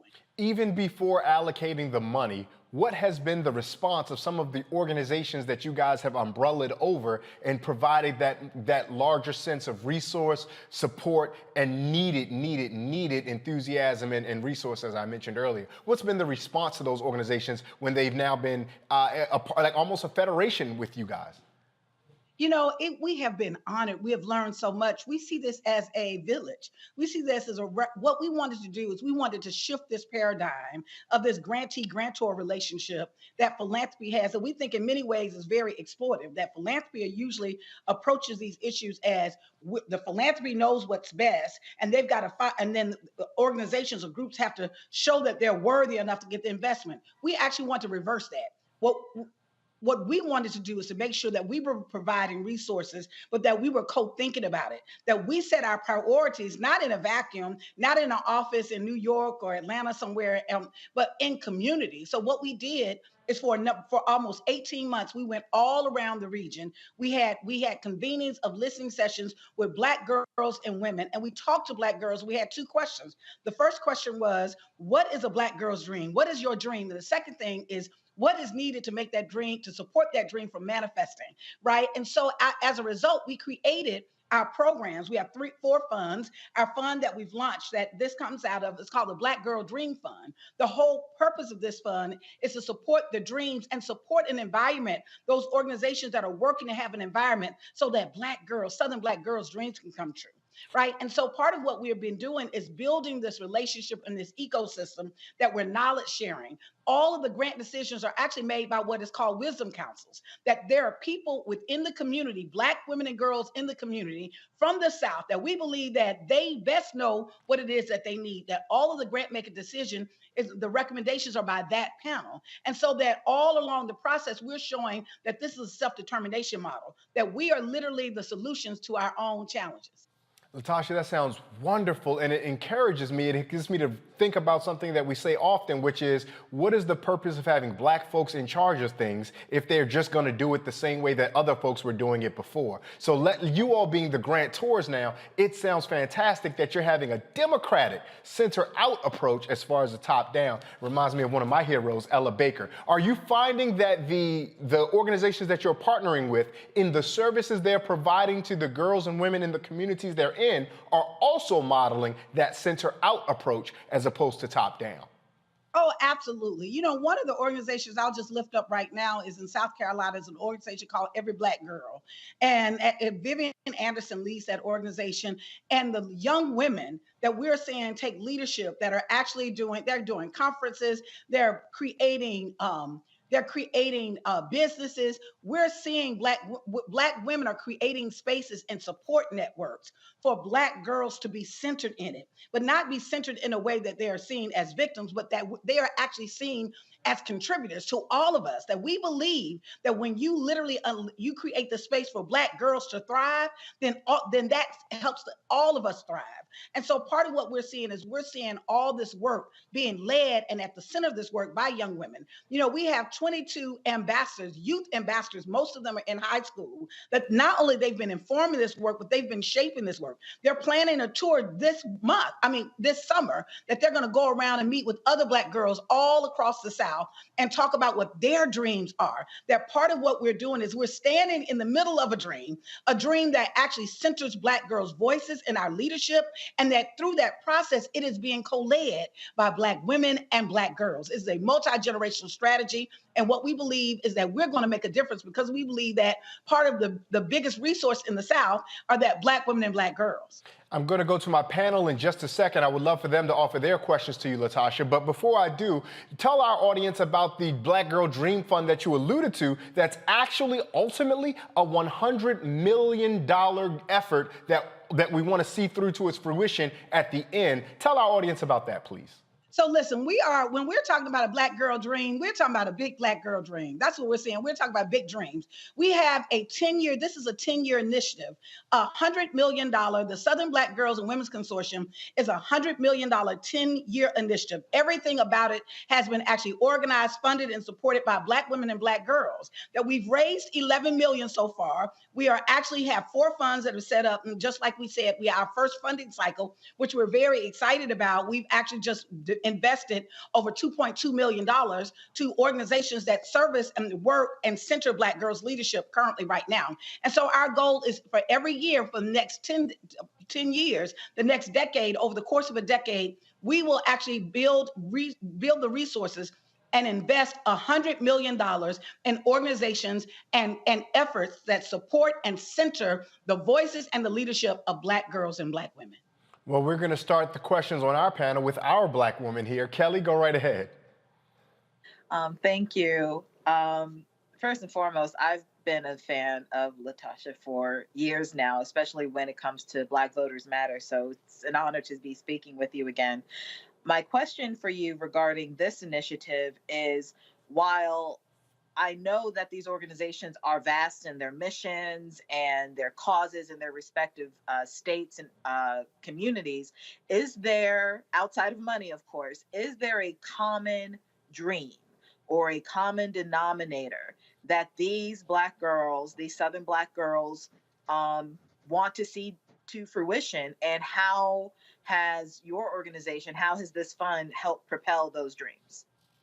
Thank you for asking that question. I want people to understand that we actually are a consortium. A fund is, we've got these 4 funds that are actually a part of the work. That's part of the resource and investment work. But what we see is we see this as a larger network of organizations, of thought leaders, of women and girls who are coming together to figure out how can we address not only our problems, but how can we actually contribute and use our skills. And so part of what has happened, you know, I talked about, we did these listening sessions for about 18 months, but since that time, we've done a number of things that not just around money, but we've done a number of things to support Black women and Black girls. One of the things that we did is during COVID, we recognized that many organizations that had been supporting Black girls were actually very vulnerable in that minute, very vulnerable out of COVID.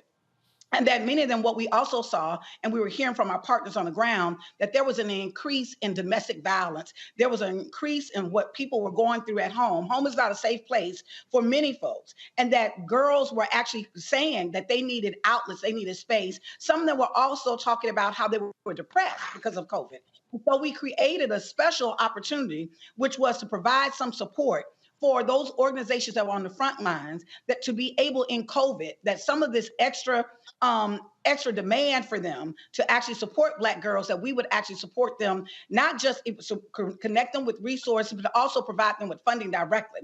In addition to that, we've also been developing leadership pipelines. We wanted to demonstrate that it's not just about centering, just objectifying girls, that we needed to create spaces that we can pour into Black girls. And so one of the things we had is we had a Black Girls Table Talk, where we literally brought experts in the subjects that Black girls decided that they wanted to learn more, whether it was around self-esteem, whether it's around how you develop a plan, how you even put together a business, all of those different elements. We had people like Anjanou Ellis, the actress Anjanou Ellis, to come up and talk about her journey, to be able to bring these young women with other Southern women who have actually broken barriers. In addition to that, one of the things that we did is we actually had a dream corps where there were 58 Black girls who said that they had a dream, and that in their dream, that they had a particular kind of goal as part of their long-term dream. They had a short-term goal of what they wanted to do. Some of them talked about what they felt, and where there was a common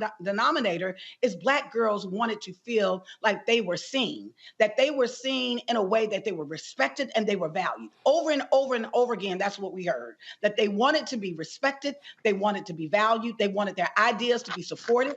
And so as a result of this Dream Corps initiative that we did, we had almost 70 girls that we actually put an investment seed in their dreams. We also put them with a coach. They had a team. We had a dream coach, and they had a support network so that they actually could develop a plan of what they wanted to do to actually meet this particular goal as part of their larger dreams. In addition to that, ongoing, what was really interesting is when we first started, we hired an evaluation team of Black women who did an evaluation to actually identify some of the things that Black girls said that they wanted. What was really interesting is that many of the Black girls overwhelmingly were concerned not just about themselves, but they were concerned about their family, the economic stress on their family. And one of the number one issues that kept coming up, ironically, which was actually surprising to me, was around healthcare. There was a lot of anxiety with Black girls around healthcare and stress, and how their family, how medical issues had impacted their families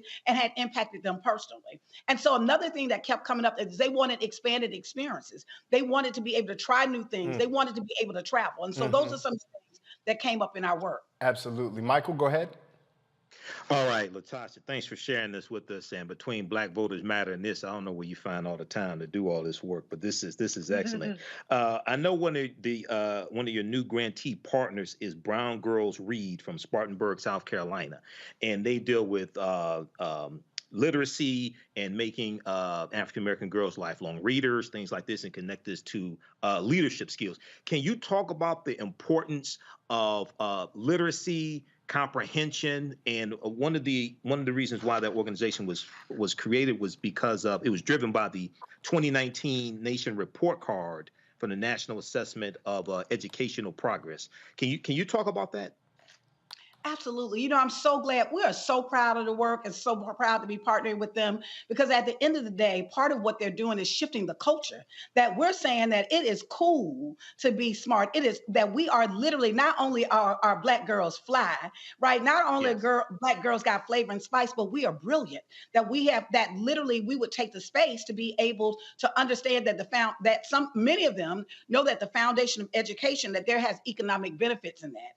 And so many of the organizations that we're supporting have actually made that a key initiative for them, that Black girls are actually seeing themselves. And that was one of the key pieces that came out of our research around Black girls saw themselves as lifelong learners. And so as it's really key and critical, because what we recognize is that many of the girls also said that they feel like that education is failing them, that they are not getting the full experience of learning about their history, learning about who they are, and learning some of the things that they're interested in learning about that can actually help them as they pick their careers going forward.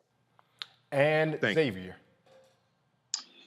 Latasha, congratulations for all your great work with young Black girls. With you having your organization get $11 million and a goal of $100 million, what attention have you paid to connecting to larger foundations and others that manage significant amount of assets for foundations collecting significant amount of sums to be able to make sure that there are diverse handling of those funds, also growing those funds? So it's just beyond the not just the donations that you're taking in, but also creating a pathway of wealth and revenue for the organization to continue to succeed and continue to thrive and able to support those businesses and those dreams of those young ladies as you continue to carry out your mission. Thank you so much for that question. That's an excellent question. Matter of fact, one of the funds that we've created is a philanthropic partnership fund that we will provide matching dollars with another foundation that will actually support Black girls. Part of what we want to do, and we created this organization as a model that we're saying if we can come up with $100 million, organizations, large foundations, that have millions of dollars of resources, corporations that have millions of dollars of resources. If you don't know how to fund Black girls, we'll show you. We have a model that we're willing to share our information, share our data, and partner with you. And because of that, one of the funds that we set up is specifically to actually facilitate that partnership. That part of what we wanted to do when we were creating the Southern Black Girls Consortium, we knew that $100 million, based on the structural issues that we have in this region, that's barely a drop in the bucket of what we need in our communities and investment, but that it would be catalytic, that our fund would actually be an activator. It would be catalytic, that we would provide a model to show and to demonstrate that this works, that we would also show and connect, that we would have a consortium and a network of hundreds of organizations that we can lift up and share their work. So if there are those that want to invest, there would be no reason that if you want to find good work, here we are. We can find some for you. We can connect you with organizations on the ground. And then the third thing is we want to also actually shift this culture of not funding Black girls and women. And so part of doing that is setting up this matching fund so that if a foundation, we would say, if you want to set up, we want you to set up, we are encouraging them. We're meeting with other foundations. We're having conversations. We're meeting with donors. We're having donor tours. Matter of fact, this summer, we're actually going to do a donor tour with the girls as part of actually talking to them about in their portfolio, making sure that there's a commitment to support Black girls as well. That is fantastic. Latasha, we thank you so much. We know you're super busy. Michael told you everything you have going on. So we're going to let you go. We appreciate you taking this time speaking with us here on Roland Martin Unfiltered. But you know you family. So thank you for stopping by again. Go ahead and get yourself a to-go plate, put some aluminum foil on it, and go ahead and let yourself out when you leave. Thank you. Thank you for having me. Sure enough. We're going to take another break. You're watching Roland Martin Unfiltered here on the Black Star Network. We'll be right back. On the next Get Wealthy, make the shift from earner to owner and achieve the level of success that you desire and that you deserve. You have to know your worth. You can't settle for what someone is going to give you. You've got to take ownership and be prepared to make some smart money moves. Oh my goodness, it's such a good feeling to achieve the goal that I set. If charity can do it, you can too. So watch Get Wealthy on the Black Star Network.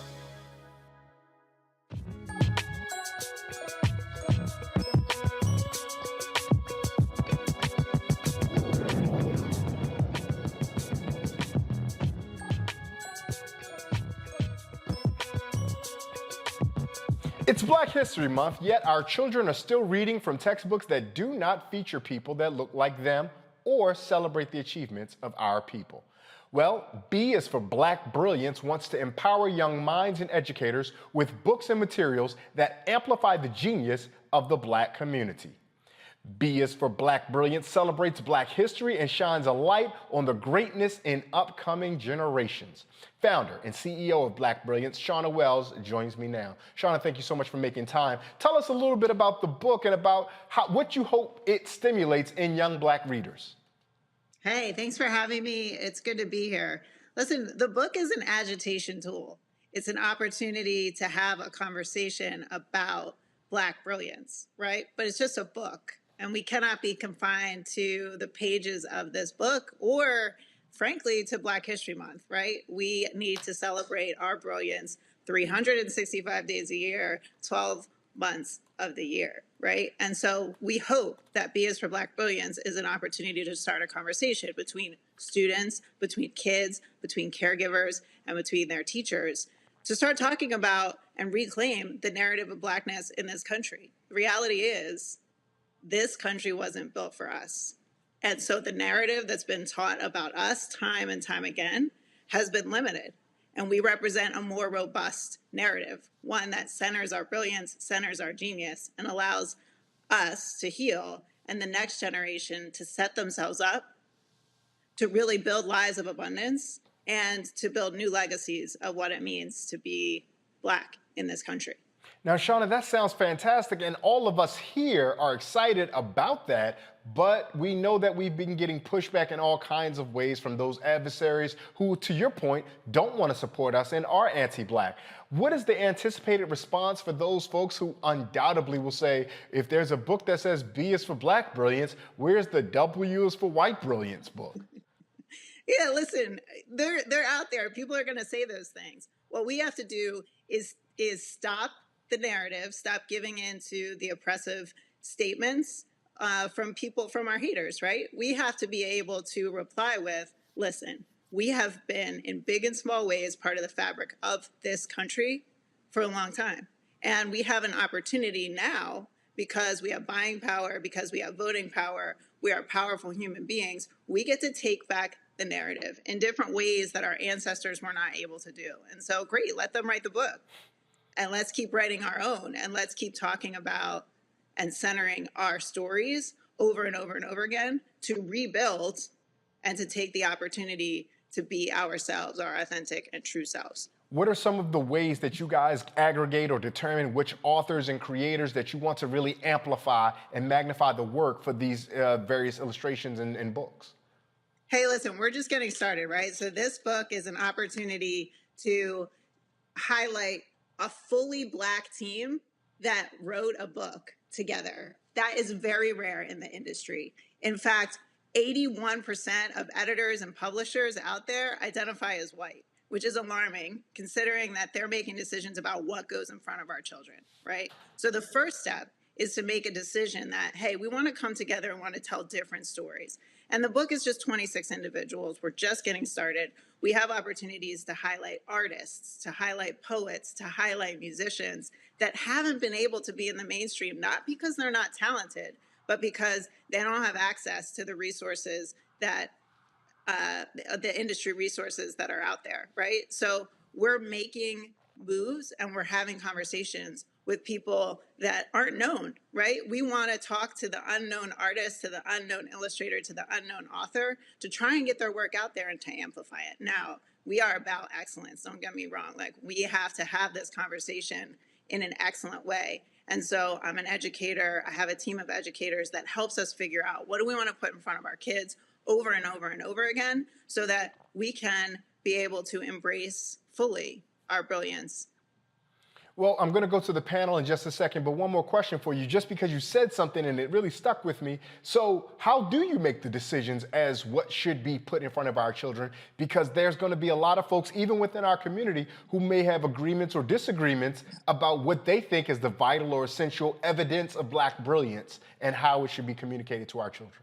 Listen, like this is going to be tough, right? Because it's not been done before in the way that we envision it, right? So first and foremost, we are building a set of criteria that we look at to make decisions about what we put in front of people, what gets airtime and what doesn't. But the other thing is that we are not a monolith. Our stories need to be told in very complex and robust ways. So this is not just me making a decision. This is our team comes together to make decisions about what we put in front of our children. And hopefully we're able to bust this thing out, right? Like, we need to be able to have that 81% number. We have to tackle it and say, hey, listen, we're here, we're gonna make a decision, and we're gonna talk about how we talk about and reclaim our history and our future.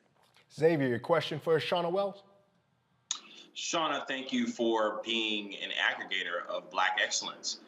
You said that your healing journey consisted of searching and finding Black excellence, and it spurs you on to create this project. How do you seek to duplicate the healing you receive from finding affirmations of the brilliance of Black expression and Black exceptionalism? And how do you get to plant that into those who intersect with all the different artists that you find and collect and pass on that passion?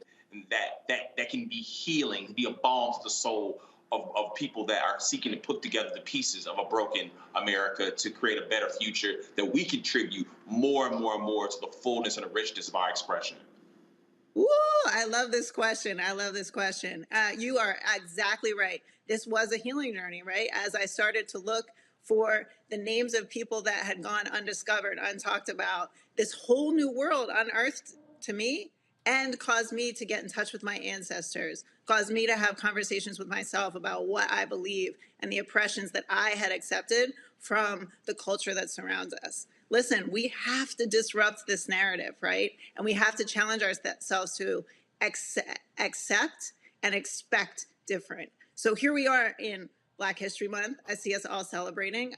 This is one of my favorite months of the year. But as I started to think about the term Black History Month, I said, nah, I'm not here for it. Like, we have to talk about Black Brilliance Month, and then we need to continue the conversation. And as Black people, as Black creators, we have to stop accepting that we are limited to 1 month or one shelf in a big box store, right? We have to start demanding and expecting that people will recognize our brilliance. So how do we continue to heal? We have conversations with one another. We start at a young age with our kids at 0, talking to them about how brilliant they are, how they can evolve the narrative that's been told, and how they can change and really dictate the future and have different seeds than we all had, right? This generation, it's our job to be activists on mindset, right? Not just in the streets, but on mindset, so that the next generation has the framework they need to build out their abundant lives. Michael. Yes. I'm sorry. I didn't want to step on you there, Xavier. My apologies. Michael, your question. All right. Hey, Shauna, this is great. B is for Black Brilliance. So in reading the article from medium.com, you talked about how you searched on Google. You did 197 searches. You were trying to find African-American inventors and things like this. And you kept coming up with the same 10 names from the Google search. OK, and can you talk about that process and how that search led to this book? Yeah, I can. So here's the thing, like, we all know the names that I found, right? Every Black History Month in schools, and when we talk about Black narratives, we talk about the same people over and over again. Deep respect to the struggle that our ancestors went through, right? And at the same time, we have to start looking for and acknowledging that there are other people out there. So what did that look like? Well, I had this big old Post-it note, right, that I had posted on my wall. And I started writing the names of people that I would find. And then I started talking about that with other Black individuals. Like, hey, have you heard of this person? Have you heard of this person? Have you heard of James West? You know, have we recognized Issa Rae for all of her contributions? And then people started adding to the list. So talk about healing from the last question, right? When you start to add to the list and realize that, hey, Blackness is an important part of my identity, and actually I can build out a robust list of people that have contributed in big and small ways to this country, then we're having a different conversation about who we are, what we've done, and who we're about. And Kelly, your question for Shauna Wells. Kelly? Oh, I'm sorry. You broke up for a second. I apologize. Hi, Shauna. Kelly. I'm looking on your website right now, and it says regarding your values that one of them is about inclusion and accountability. And I kind of wanted you to expound upon that a little bit, because as wonderful and robust as many people have tried to make Black History Month and Blackness in general, I still see a sense of monolithic visions when it comes to things like that, such as, narrowing the scope of religion regarding Christianity, narrowing how we see LGBT plus Black people in our communities, how I still see others othering them, if that makes any sense. Can you talk about how you are bringing everybody and everything regarding Blackness into the fold, so that it doesn't feel like, even though what you've done is so diverse, it still, in a sense, could be monolithic? Yes. This is the critical nature of this movement, right? Like, we have got to get better at having conversations about the robust narrative of what it means to be Black in this country and beyond it. So I'll tell you about the struggle that I had as I was writing this book. I had so many people trying to talk to me about the Black experience in America. And that's one experience of being Black. There is a whole world of people experiencing being Black in different ways and having to deal with that struggle, right? And having to deal with not being able to talk about their own brilliance. So we have a job to do at B is for Black Brilliance to expand the conversation. It can't just be me. It can't just be the members of our team. It has got to be everybody, right? Our hope, my hope, is that in every household across America, Black is synonymous with brilliance, and that we're able to include everybody in that conversation. What that means is we've got to have some tough conversations with one another about understanding, about acceptance, and we have to hold each other accountable to coming together, to building a new community. Us fighting each other just doesn't work. It's not going to work. We have got to come together to have a conversation about what it means to change mindset around brilliance and Blackness. Shauna, that sounds fantastic. Tell folks where they can find and or follow you to make sure they get all they need to know from what is your work. Yes. Yeah, come see us at bisforblackbrilliance.com. We're just getting started. You can also follow us on Instagram, on Facebook, and on LinkedIn at B is for Black Brilliance. And it has been so nice to have this conversation. Thanks for pushing me as I had it with you. Absolutely. We're grateful for the conversation and grateful for the work that you're doing. Happy Black History Month. We look forward to celebrating B for Black Brilliance in March, April, May, June, July, and subsequently all through the rest of the year. Yes, sir. You mean Black Brilliance Month. Black Brilliance Month. I love it. Thank you so much.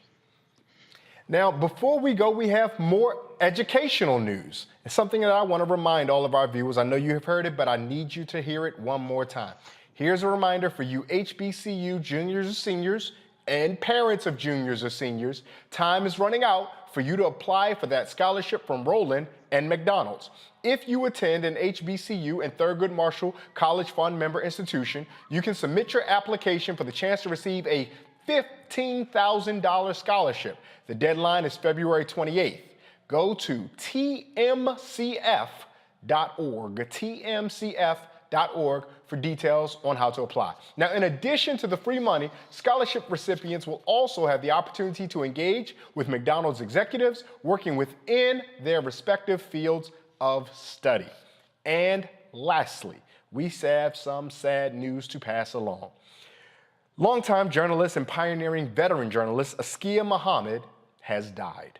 WPFW Radio announced Muhammad's passing on Twitter, saying, "With deep sadness, the family of Askia Muhammad announces his passing of natural causes today at the age of 76. A private service will be held with a memorial planned for a future date. There are no words to express the profound sadness we feel at the passing of our dear brother." For more than 40 years, Muhammad was a fixture on WPFW, The Final Call, and his column appeared regularly in Black-owned newspapers like The Washington Informer. Our dear brother, Askia Muhammad, has become an ancestor at age 76. On a personal note, I first met Askia at the opportunity during Roland's show when we were over on TV1 at News One Now. He was kind, gentle, caring, and encouraging of a young know-it-all journalist who quite honestly knew nothing. I thank Askia for his mentorship, his kindness, his friendship, his encouragement, and ultimately his love for our people. In the words of Fred Hampton, if you love our people and live for our people, you must be willing to die for our people. And in death, we will forever hold dear our brother, Askia Muhammad. With that, I thank our panel. I thank the production staff for all they've done, helped me get through this show. And I thank all of you, the Roland Martin Unfiltered community, all the conversations on YouTube, Facebook, and Twitter. And remember the words of the Yoruba proverb, that if we stand tall, it is because we stand on the backs of those who came before us. Good night.